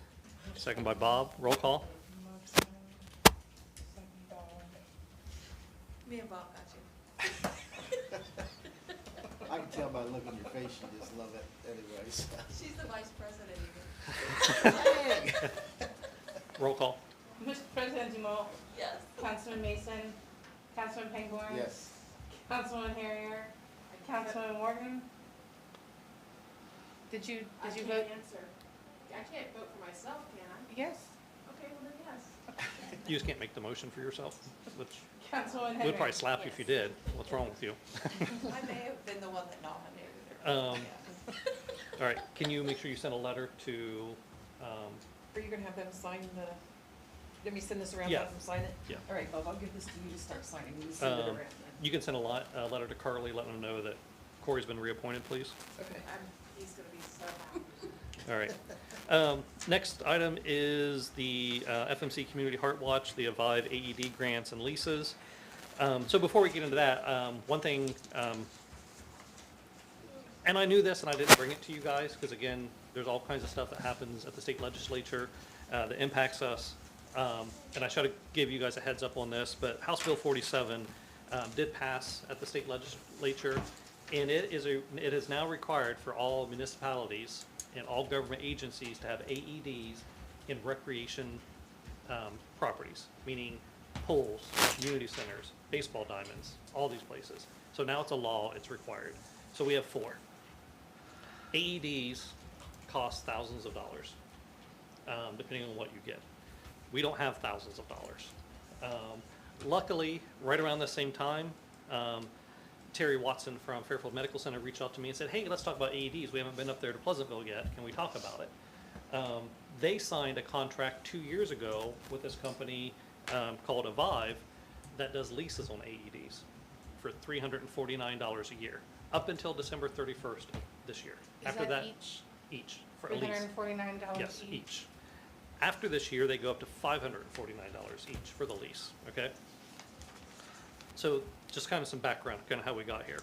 Everyone Don't should, they have to be like re-looked at all the time? Does that include that? yes, so, that's kind of, what I got here. So I'll show you she actually gave me, this is a live AED, okay? Meaning we can hand it off to someone and use it. We can make Casey a dummy. I do have a training cartridge with it, and just in case you guys want to go through it. But this AED is the only smart AED in the country, the brand. Meaning it is connected 24/7 to the internet through Bluetooth and all that. And it is actually able to be dispatched. So this is connected to our 911 center. So if there is a cardiac arrest within 1 mile of wherever this is being sat at, presented to, it will actually page and give you the address. And then there's a button on here to respond. And it will give you all the information, so that way dispatch knows to tell the fire department an AED is en route, in addition to them. All right? Who takes it? Well, so this is what it is. So let's talk about our problem or our need first, and we'll kind of get into who would take it. So this is the exact same one, the smart one, right? Very easy to use. Just open it up. This pops out. To start the process, you would pull this cartridge. There's some packets in here. It walks you through everything. It tells you to remove the clothes. And again, if you've never went through AED training, it's funny the stuff you don't think about versus the stuff that this thing does now. Because when I've done my AED training in the past, it never told you to take off someone's clothes. Again, common sense. But then when you're dealing with a female, as a male, you don't think about taking off a bra, right? But you have to, okay? This walks you through all that stuff. Like, it's that intuitive and it's that instructional. So it tells you where to put everything on, it tells you it's going to charge, tells you when to back away, all that stuff. So it's you know, I won't say a 5-year-old, but someone that has, you know, I think they start training 5-year-olds in schools, in kindergarten, just to know what it is and like to stay away from it, the safety features, things like that. Meaning, if someone's using it, don't, you know, touch your mom if this is on her or whatever. But in Lancaster City Schools, they actually make it a requirement to introduce the kids to it, I think in kindergarten, pre-K. Then in middle school, they have to get trained on it, and it's a graduation requirement for Lancaster City Schools to use this, okay? Because it is so useful and it's so easy to use. But again, you just pull that out, connect it, it walks you through it, what buttons to hit, it makes the charge, it also records the heart rhythm. The unique thing about this is then that heart rhythm, it takes and puts it on the cloud. So that way, by the time they get to the ER, typically they're stable at that point. EMS has them stable, but they don't have that original read from, like our police cruisers have the Zoll. It doesn't record that heart rhythm. And those doctors need to know what that heart rhythm was. What type of heart attack was it? Like, you know, there's high points, there's low points, you know, when they dissect that. This gives them all that information. So it's a very high-tech for today AED. I sound like a salesman. I just went through this. FMC was just here this week and done this for me. But that's everything it does. So we need 4 AEDs in our village for our properties we own, okay? The state really doesn't say they're due by December 31st, it's a requirement now. Again, what does that requirement mean? I didn't read anything that says you have a year to get us there or whatever, but because of the pricing structure, I think this is the greatest way to go. And we could pay for this out of our park funds if we get 4 of them. That way we have 1 at each park, 1 at our community center, and 1 at our pool. And then in the wintertime, they all could be brought back in, stored here, put in extra crew, you know, whatever, because they are mobile. All right. Any questions on that? Who's gonna take it to the parks and use, we just can't leave it out there? No, so this will go inside the concession stand, so if there's a ball game going Okay. in, And the they would concession have it. stand there. Yes, and then at our shelter house there, we would put it inside the shelter house. Where So- at in the shelter house? Inside the shelter house. Like, that's all, I don't know yet, like, Okay. we're not that far ahead, just, it'll be inside, And then one It'll of the probably be in the green. bathroom area, Yeah. because it's a key by itself. yeah, If more people have that key, I use the schools, I'm sure. yeah, They've got a key to that bathroom area, so. yeah. What if it gets stolen? So it's trackable. It has GPS location, because again, 911 knows where this is at all times. So if you wanna steal it, we're gonna find it, Okay. alright? I wanna say, why would they steal it, that's a dumb. Yeah, well, and actually, that was People one, steal stuff to steal. that is one of my questions I asked Terry Watson from FMC, and nationally they've done a study. People don't steal stuff like this Really? because most people think I have a grandma that might be able to use it. Now, again, they do get stolen, but it's not like, these get put out in a I lot just of know open areas. sometimes people think it's funny just to take Yes. whatever, yeah. But like our drug kits, that we have in open public spaces, they don't get stolen. Again, this, that's Yeah. Narcan. Right.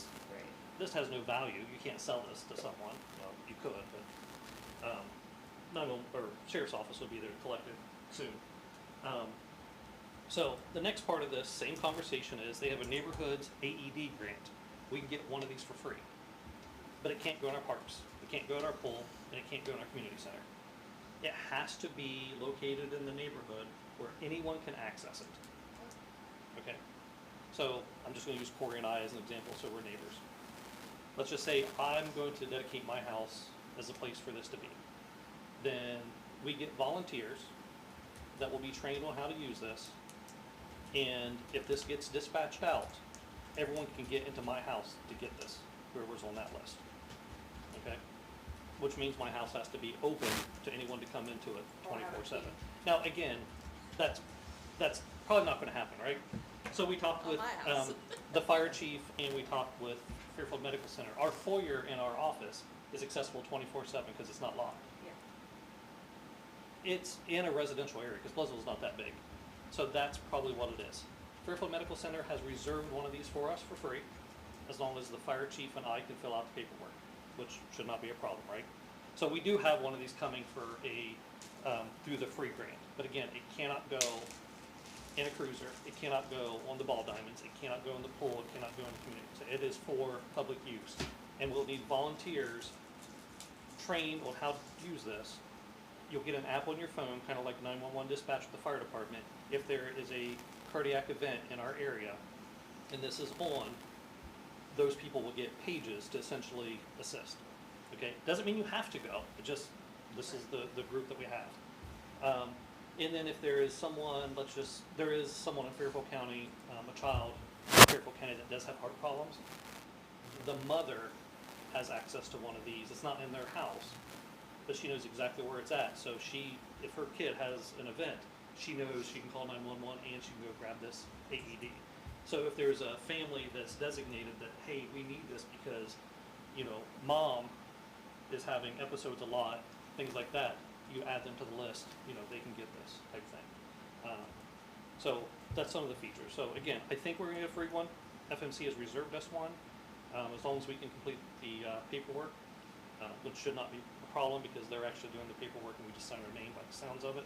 If we lease one of them, under the lease, do they replace the batteries or do we? So have to yes, replace so it? back to that, the lease pays for everything. It pays for the calibration, it pays for the new pads, the inspections, all that stuff. In the case, and it's a 5-year lease. Let's say in 5 years, the technology changes drastically to where this is out of date, you get the new one and replace I this know one. with the older ones, the batteries are only good for a year, Yeah. after The that, price could they go have up to be recalibrated. Yeah, well, these are chargeable with a, Okay. one of those C adapters, yeah. I'm sure it would have to be charged after it was used. Yes, Yeah. so, But but, I'm sure that Does it it probably hold has to. charge, or should we have some way to plug it in down there? so they do hold a charge. There are, in addition to that, there is a, Is there a testing capability so we can make sure it works before we put it on somebody's chest? yeah, so, oh, here it is. So you have your training one, but it gets sent out, well, our results get sent out once a year. She said these don't really have to be sent out once a year, but they do get inspected. She just didn't know exactly what it was. But all that is included in that price. Also pays for your connections to the cloud and to services. So it's an all-inclusive price. So we would just need to lease 4 of them, which would be how much a year? $349 each. If we just, $1,400 a year. now to buy these outright, currently they're $13.95 Each. each. But we probably don't get it recalibrated. That doesn't include all that stuff. So Plus you have to pay for everything. $150 per year per unit for the internet connections and the cloud connections and all that, And so. in 5 years, if you want another one, you have to pay $13.50, it's Yeah. $150 Well, each. but they go to plus this. $16.95 January 1st, Right. so. It has an 8-year warranty. The 5-year contract you can extend out to 8 years. at the end of it, let's just say We there's, do it, I don't think you have to cancel. okay. It makes sense. All right, not a problem. I just want to make sure I answer your guys' questions. They did provide us, FMC did do their homework on this, and they did do a study. I'll pass this around, but everywhere you see a yellow star, this is Pleasant Township is what they gave me the map of, has been a cardiac event, whether it's a heart attack or Oh, I'm an sure we've arrest. all had family. In Pleasantville, we've had 4, and this is for a certain time period. And then, basically, the yellow, or the circles, just basically is a new AED, or replaced AED, things like that. They didn't have our Zols on their system, because they like to know where there are, so Does they, the ambulance service carry that? Not So- that, they have different ones. yeah, so they have, So is this better than what they have? it's complementary to theirs. Okay. So again, each fire I just department, was wondering, like, if you have somebody running to get it, but the ambulance is coming, you know what I mean? Like, so what it is, and Nick, correct me if I'm wrong, within 4 minutes, there's the high possibility of severe brain damage. After 10 minutes, it's so a death. somebody local So doing it's it time. would help. Yes, because the quicker you get this on someone, The better. the better. And in our situation, Pleasant Township, from this side of Pleasantville Road, Columbus Street over, is Pleasant Township, 3 minutes. We have a Medicare. That side over, for Walnut Township, they come from Motorsport, 12 minutes. So for them to get here, you're already dead. So this is critical to someone on the Walnut Township side in an event, type And it thing. doesn't matter how good you are at performing CPR, early electric is what helps you, Yeah. not early CPR. Early CPR helps you, but it doesn't, it's usually so ineffective because of the quality of the Yep. CPR that, And this does also, sorry, I'm glad you mentioned that. So in addition to this will also help you with the CPR. It gives you the rhythm, the beats, sometimes. Oh, and that's- it tells you when to breathe. It like does all that. Staying alive, Yep. staying alive. Well, and I'm like, that's how I was trained, Staying is by alive, playing. staying alive. But this actually gives you the rhythm, I'm a nurse. which makes it a lot nicer. I guess Nick, from being a paramedic, like, Yeah, you definitely, I mean, so, to answer your question about the AED, the fire department has a much bigger one, like, they have 12 leads and stuff, like see detail, it's pretty close to the ER stuff, but not quite as good as the ER stuff, because they're in a stable environment and all that, but, yeah, like what she said, early intervention with an AED, you're astronomically boosting your chances, and then CPR to follow that, obviously, but most people are not trained very well with CPR because you have to break the ribs to be effective, and most people are unwilling to Yeah. do that. Mhm. And I know, I've taken CPR, but every Yeah. time I hear it, it hurts. yeah. Well, that's it. Like most times, I've never had to actually perform it, but I've been trained on it. But even in that mannequin where you push into it, you have to hear it click, Yeah, you right? hear it click, yeah. And people freak out in that. It's like if you can't handle that, you're Funny never. thing is doing that, I can do that, it's hearing someone say it. Yeah. Yeah. It's a weird thing to me. Well, and they've changed CPR now that they don't want, if you have doing single person CPR, they don't want you to stop to give air breaths. Yeah. They changed the, you know, before you give 2 rescue breaths, and then they don't want you to do that anymore because they want good quality chest compressions. Because they found that you have oxygen within your blood, Mhm. that when you're stop doing compressions, your pulse pressure goes down and then you're not perfusing. So anyway, there's lots of different things. Yeah. All right. So if you guys are good, we can go ahead and get 4 of those ordered, and we'll pay for them out of the parks budget for those 4. Are we making a motion for this? I'm sorry. Are we making a motion? Yes, we'll make a I'll motion. make a motion. Okay. I'll second it. All right. Roll call. Corey second, right? I'm sorry. Yes. Yep, Thank you. President Dumont, yes. Councilman Mason, Councilman Pinghorn. Yes. Councilman Harrier. Yes. Councilman Wharton, Councilman Henry. Yes. We're taking it out of parks? We're Yeah, taking- or general? Parks. All right. I'll put that up there for now. I'll return that to FMC. Are you ordering them or who? No, we don't order them. I'll reach out to Terry. You won't get your first invoice until they shipped. So none of this will happen until next year. Like she said, typically they have them in stock, but you'll get an invoice sometime next year, so we'll have it in next year's And then budget. when do you put the list together for people? So we're gonna apply for that grant. Like I said, she actually has 15 of these sitting in her desk. So one is for us. Actually, Brinkman's gonna get one because Tony was part of the meeting. we'll do the paperwork, and then we find volunteers. So if you guys wanna be on the list, again, we can have as many I people. think as many people as. Yes, because everyone works different shifts, everyone has different, like, if you have 3 people, what's the chances all 3 people are in town at the same Right. time? And I think more that respond, the better. Yes.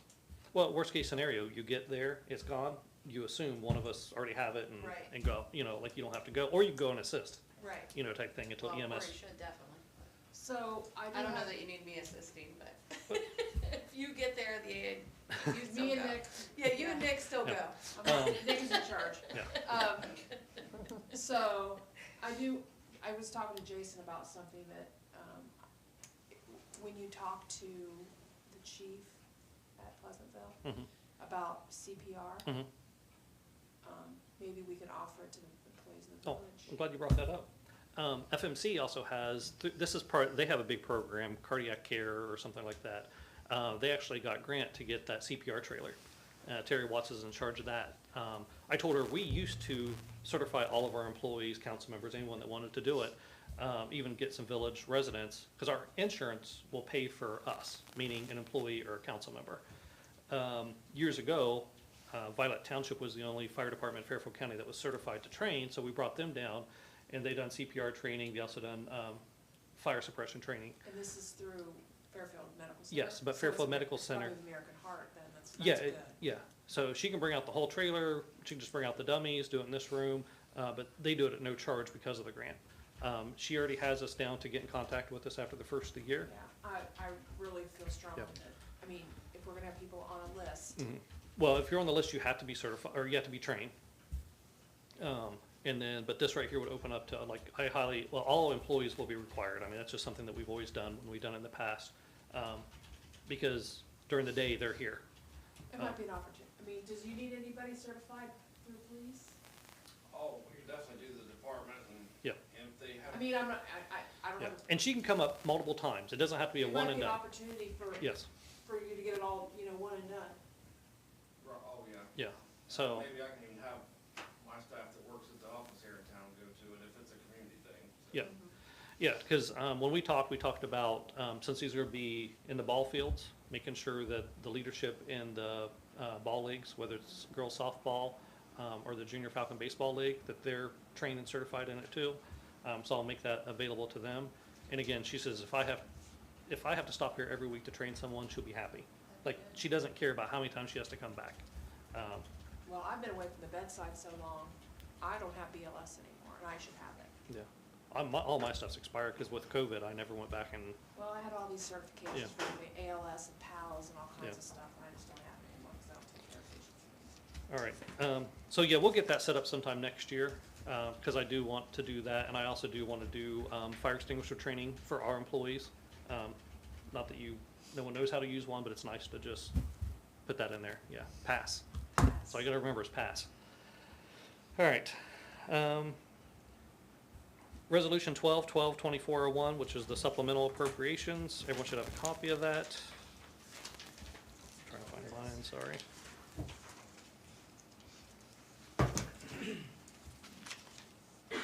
And this is just our final end of the year adjustments that we need to finish paying bills,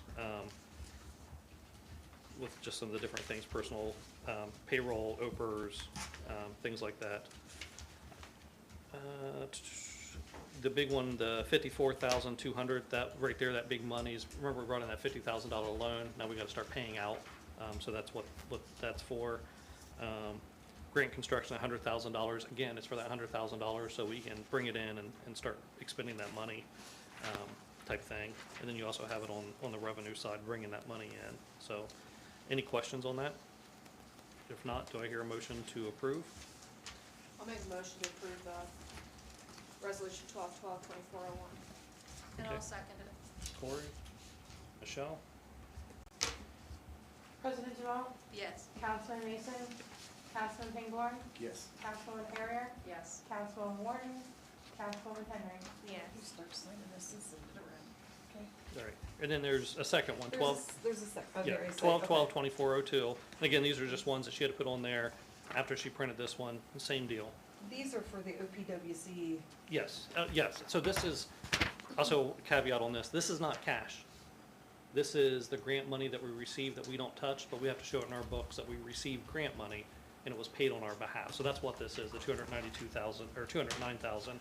It's not cash we received in or cash we're paying out, but we still have to treat it as if we did. Yep, it's a pass-through. This was one of the things I caught on my audit when I, 2018, Yeah. 17, that I never knew we had to do. So, do I hear a motion? I'll make a motion. Katie made the motion. Second. I'll second it.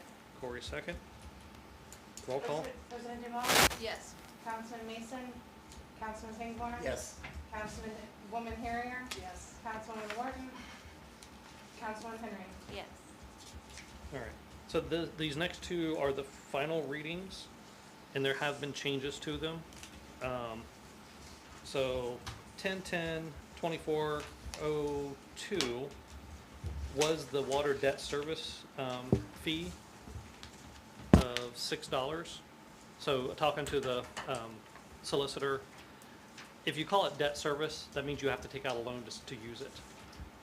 Why currently we are going to use this to pay debts. As we get debt paid down, that money can't be used for anything but future debt. If you call it capital improvement for improvements or debt, let's just say we get a loan paid off and we bank $30,000, we can put $30,000, we can spend that $30,000 into the storm just by calling it something else.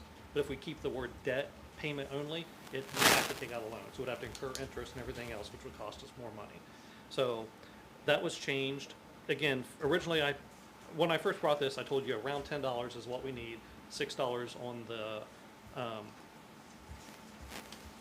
it was $6 on one and $4 on the other one.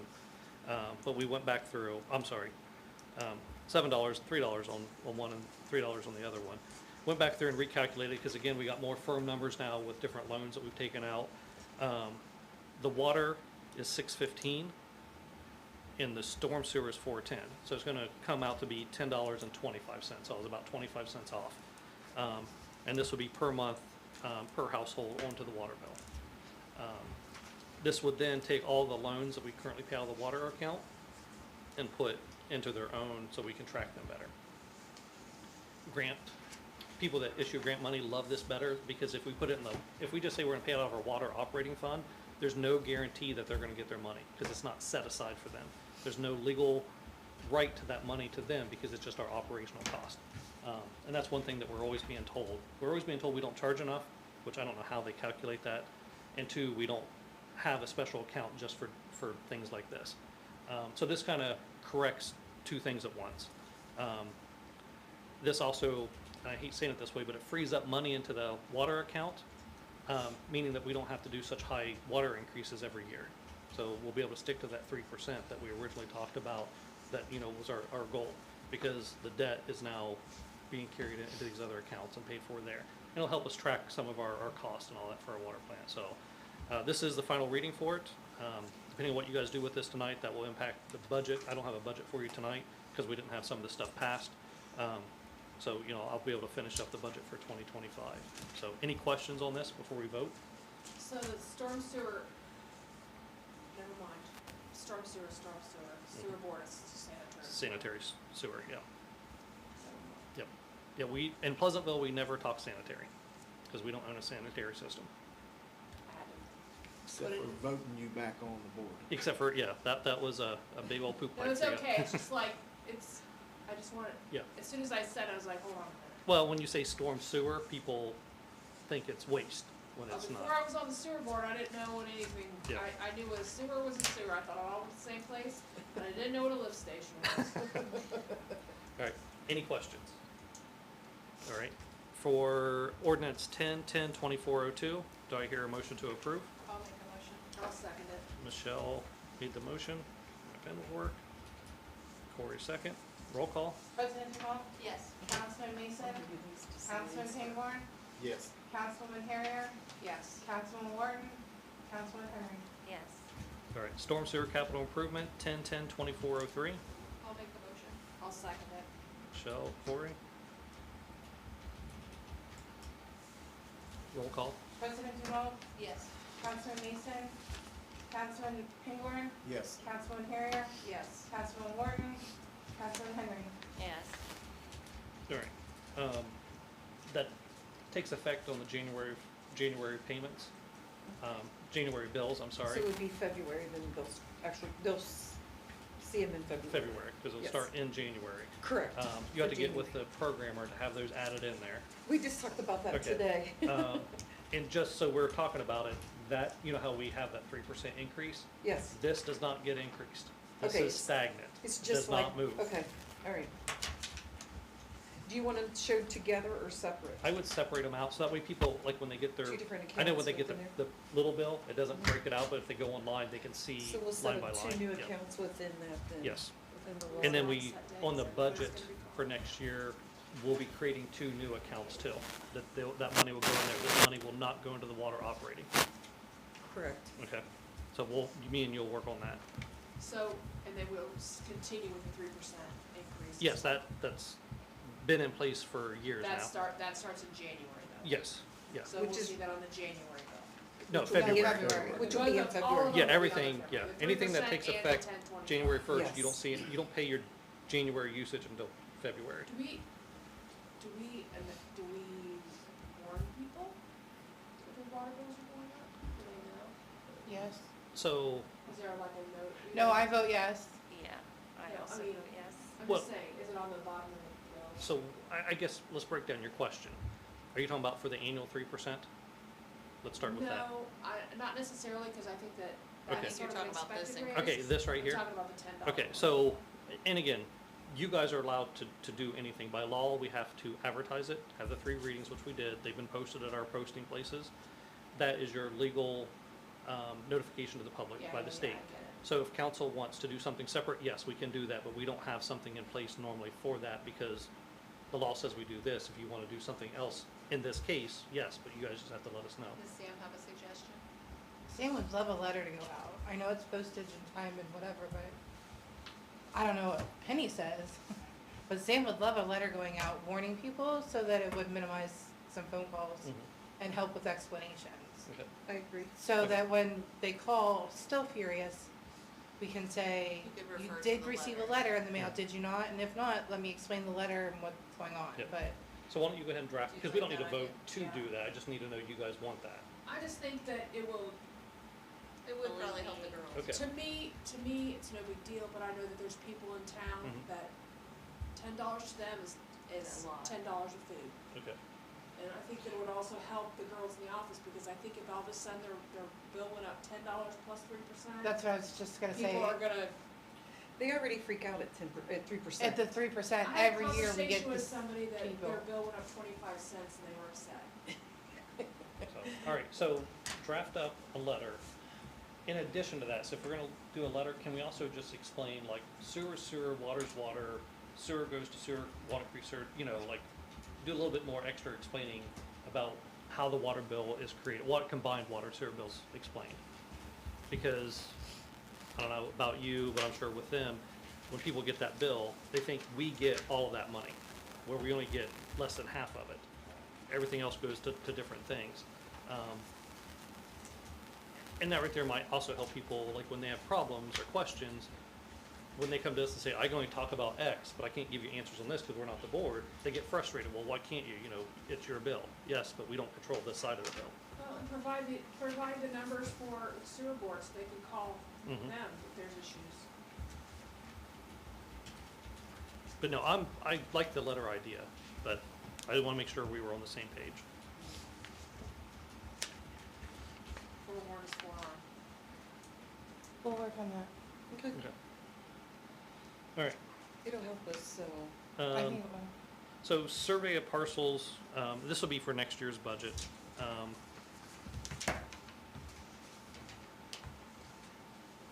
have it in here somewhere, sorry. So we are going to get some land donated to us to add to our park, well, 2 parts. Let me do this. We just got some land donated to us for our parks. And we're gonna get some additional land donated to us, but we have to have it surveyed.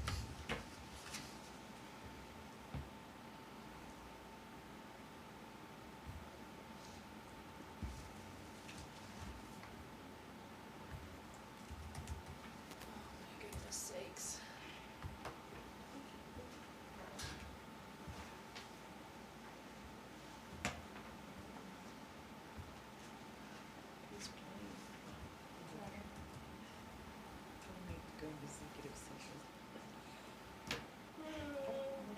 so.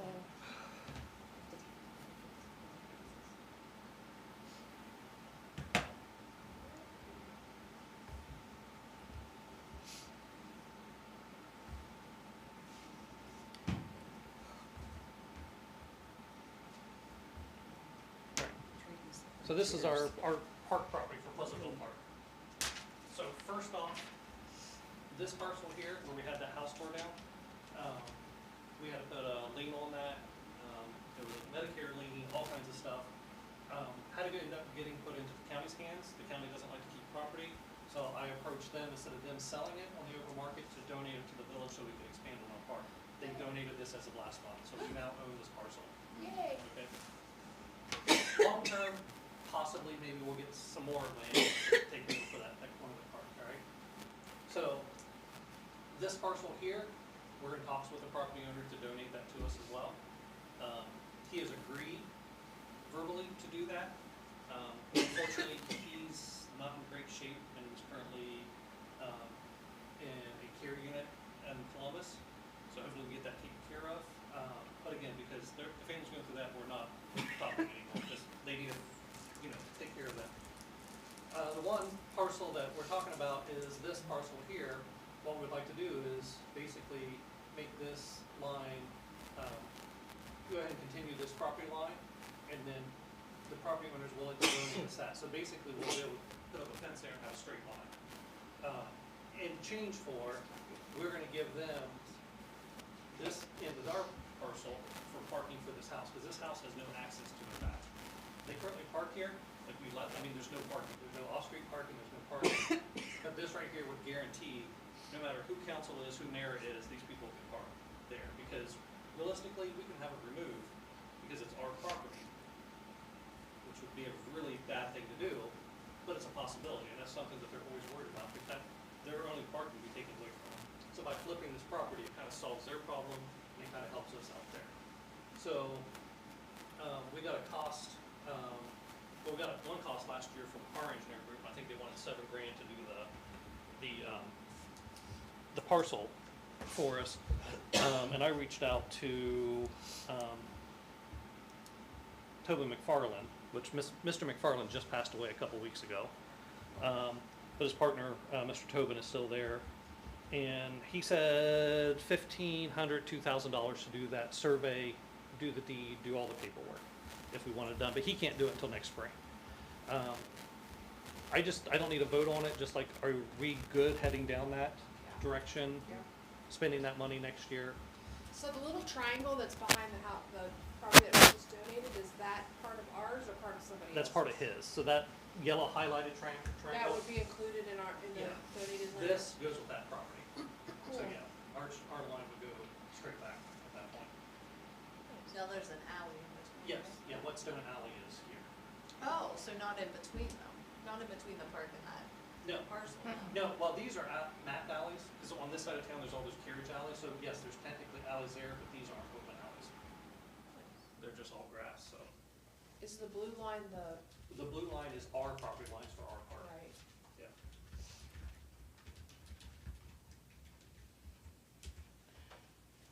And the reason why that's highlighted in yellow, they haven't fixed this yet. I searched this by Village Pleasantville, all property we own, and then clicked on this, so it just, everything in yellow shows we own it. The blue is because I clicked on that specific Right. parcel. But yeah, if you guys are good with that, I'll continue those conversations. And I figured, at worst, $2,000 for that little piece of parcel is not a bad cost. All right. That's nice. Wells Pest Control, our contract with them for renewal, do you have anything, is it still the same prices and everything? Yes. Okay, so $50 per building, per spray. Wait, you say annual, this is not for the annual, is this for annual? No, I think what you're doing was you're spraying for the. For the termites. Termites. Yeah, So this is not annual, this is for the termite, correct. okay, sorry. Nope, you're fine. Well, it's an annual fee on the termites. There's a whole nother sheet. Okay. So it's not a contract renewal. All right. So our property at 100 North Main Street, the old grocery store, when we bought it, you know, we determined there was termites in there. We reached out to Wells Pest Control. There was some miscommunication there because we started talking about this when we bought the property. But to come in and do your first treatment, it's $3,200 to do the termite treatment. And then annually, it's $320. And that's in addition to our $50 fee we pay per building for just regular rodent and pest control.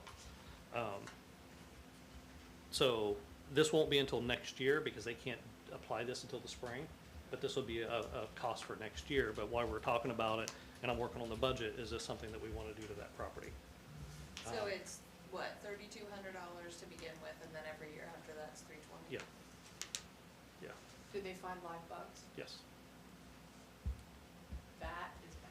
Yeah, but we already knew, like, that was disclosed to us that there was possible termites, especially in that one corner where the floor is falling through. Yeah, Um, you mean gone? Yeah, so, but like I said, there was some miscommunication between us and Wells on why it took me so long to get it here. Why can't they do it in the spring? They can't do it because the type of chemical they use and the type of infestation we have, this is the best chemical to use, and it needs to be in warmer temperatures, so that way the I bugs just are. hate for them to keep eating. Yeah, well, they said because right now they're hibernating, kind of. Okay. So if they spray this, which is really what needs, you're not really going to kill them. You're just gonna give them a bath?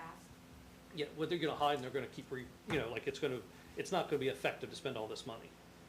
Let's get them when they're nice awake. Yes, because if we do it now and then do it in the spring, it'd be 30, because again, it would be basically doing a first one all over again. So it'd be a waste of money to do it right now. It's been years. I guess. I'm just thinking the little buggers. Oh, yeah. Jump it away. Well, I'm gonna send Casey down there with a scraper and we're just gonna scrape off the colonies and as they fall on the floor, just, Karen's not. or that'd be a community service for someone. Maybe someone through Mayor's Court needs community hours. They do so much damage. Yeah. Yeah, and they've been there for years, like, Have you been in the building? The one front building has no floor. It's like just joists, and if you step in one, Oh, I probably haven't been go in the through. front for yeah. It's just that one corner, but they're kind of not everywhere, but everywhere. All right, so you guys are good with that to keep moving Yeah. forward? All right. We don't need a motion for that? No, because I'm gonna go ahead and build it in the budget for next year. Okay. And then they'll approve the budget, and then that'll be good. Accurate Mechanical, so this heater did fail this week when it got really, well, actually when the power went out, something happened to it. Casey, you probably explain better on what they found. Yeah, so what they found was, one of the breakers kept breaking and it shouldn't. But they also found a connection in here between the front unit and the back unit is not correct, tight, Has a leak. it's leaking. That's why if you look at it, there's some dark spots in it, basically it's leaking out smoothie oil. So it's gonna have to be taken basically apart, resealed,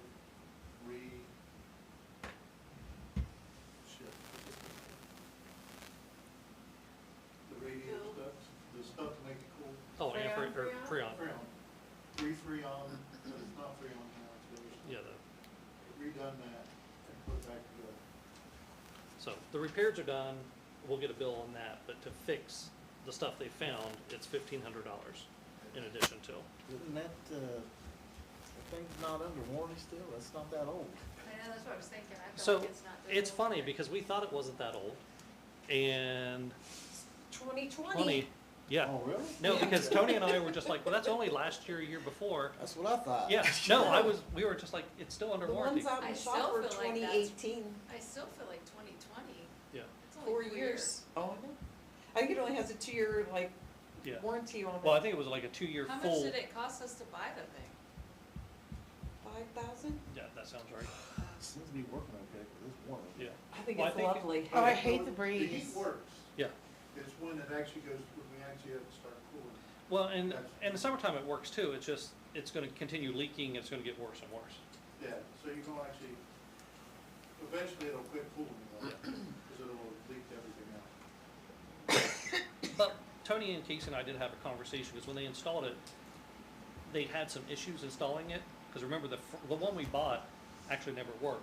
and then they gave us this one, which is the upgrade. So we actually got a bigger unit than what we paid for. But we're trying to remember, was there something else? So we're trying to go back through our notes and try to find emails like, hey, was this part of an original problem they didn't That fix? seems really good. Yeah. So, but right now we're trying to find it in our paperwork. That's If why I not, was wondering what it costs to get another one, because maybe that one yeah, isn't any good. Like, if we're gonna have to do it every 4 years. yeah, no, by the sounds of it, it shouldn't, but, Yeah, the way they're talking, it shouldn't. yeah. But our Okay. last hope before we actually say, hey, let's do this, we'll also reach out to Chuck, I don't call him a salesman, but that's kind of what he was in our case, for this, but he's the manager. And just like, hey, remember this, what notes do you have on it? Just to see if he has something that might clue us in, like, maybe this should be a warranty repair. But that's kind of where we're at. And this is more just let you know what's coming up, because it's something that we have to fix. Last thing I have under new business, you guys don't have it on your agenda. We did have our first 911 committee meeting. I'm the designee for the villages. Trustee Yates from Walnut Township is the designee from the townships. The committee also includes City of Pickerington, City of Lancaster, Fairfield County Commissioner, and the most populous township, which is Violet Township. So that's who sits on the board. Basically 911, there's all kinds of updates that needs to be done that and through different state legislature things, they're upgrading it. Basically, sooner or later, a 911 dispatch center, if someone calls in through a cell phone, for some strange reason they get connected to Fairfield County 911 and they're in Fresno, California, right now you have to hang up and try to get them, right? The future, sooner or later, once everyone gets into this, Fairfield County 911 can just transfer it to California. So that's long-term goals. Short-term goals is to do that just with our neighboring counties. Because right now, if you call into Fairfield County, and let's just say you're in Tarleton, which is Pickaway and Fairfield, you get Fairfield dispatch, but you're technically in Pickaway and you need them. You have to hang up and keep calling until you get them. Because Fairfield County, they don't have the capability of transferring that call. Why is that? Because their cell phone is registered in? Depending on what tower at their GPS location, all these things come into play, and sometimes it just gets jumped, Yeah, we're all right? side of the road. And it doesn't happen that often, but again, it does happen. But this next generation will kind of allow that, if the other counties, and our 911 system, again, everyone's 911 system needs all these updates for Mark's radios, all these updates that they're doing. So basically what we did is we created a subcommittee of all the experts of 911. They're gonna go do the study. It's due to us next January, this January. Come back with their recommendations, and then we'll create a policy and a new 911 booklet, I guess, on how 911 is used in Fairfield County. After that's done, every municipality, every township has to pass an ordinance saying they agree to it. If you don't, then your village, your township has to create their own 911 dispatch center. Okay, like, that's the gist of this. So more to come on that. The experts are actually working on it, not me, because you don't want me designing a 911 system. I'd be sending a fire truck to a police call, right? But once that gets here, we'll have an ordinance to pass. It'll be an emergency legislation type thing. That way we can participate in the county 911. We don't have to create our own 911 system. All right. That's all I have for new business. Anyone else have anything else for new business? If not, we'll go around the room. Katie? Penny? Oh, sorry. She looked over at you, so I didn't know. No, Okay. did you see the note? Can we forget those this year? Up to you. It's too late now. So we do have one more thing for new business. She gave you a look, so I know. I even gave him a note, I'm like giving him a hint. Sorry, let me find that email. Well, it's not important to me, right? I've already taken care of it, so it's really important to Got me. Do you need my list? I have it here. Sorry. Okay. I just gotta remember what day it's on. Here we go. All right, Annual bonuses, holiday bonuses. So everyone got emails about this, so everyone should be aware, but this is just a formal vote. So for full-time employees, it'll be $700 each. For part-time office employees, it's $600 each, and that's gross, not net. For police officers, so those that started the police department for us, there was 4 of them, $400 each. For officers that have completed FTO training, it's $200 each. Those who are still going through FTO training is $100 each, and if they have not completed any FTO or done any road work, it's $0. Any questions on that? If not, do I hear a motion to approve? I'll make a motion. Michelle made the motion. Second? I'll second it. Second by Corey. Roll call? President Dumont, Yes. Councilman Mason, Councilman Payne. Yes. Councilman Harrier, Yeah. Councilman Morgan, Councilman Henry. Yes. We're not gonna answer it all next time. All right, around the room. Katie? Nope. Corey? Nope. Michelle? Nope. Bob? Penny? The only thing I have is I'm gonna get back and see if our audit is done. I still haven't heard back from them, Okay, so. all right. And we're at year end for Penny, so. Yeah, so limit, and this goes for Jason mostly, limit your questions to Penny and emails and phone calls.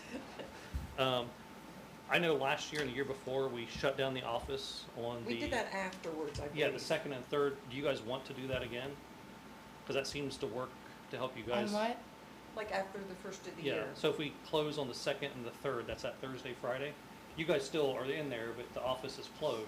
That's so I can finish my year end up. And you get guys everything finish You done. get everything filing- set for next year, Yes, yeah. because I have to get everything in before I can run anything, and that's also a payroll week also, Yeah. so. So are we good with closing the office those Yes. 2 days like we have in the past? You guys just put up notification. Again, they'll be there, it's just that way they And can don't focus. feel you can't call me, it's like, Yeah. but, I'm not calling you. But it kind of just keeps the people that, My phone, no. it's just the people that come in and if I wanna. take a few minutes to get to you, just don't take If offense. I need something, I just head on next door. I never need anything, but, you know, All right. I can show up now. Sam, too. did you have anything? All right. Or I'll call Corey because my number doesn't go to the right phone. Then she'll put it in. We did receive a thank you note from Penny's family. Her mother passed, as everyone is aware, for the flowers and for all the help. So, again, sorry to hear about Rosie. Thank you. I know I love Rosie, not as much as you, but you know she was one of our leaders in the village for years. So, again, very sorry to hear about her passing. Last thing, Lunch with Santa is this Saturday from 12 to 2 at the Grange, not at this building. Hopefully we've advertised it well enough that people will go there and not here, but we'll have some signs up just in case people do come here. We typically have a parade. My lack of properly planning, I didn't get out invites enough, so people already had things planned for the parade.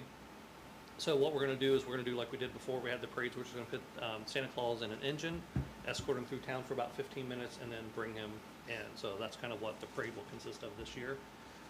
This year we are not doing candy like we typically have, because we've found that a lot of parents don't want their kids to have candy, and so we're left with all this candy.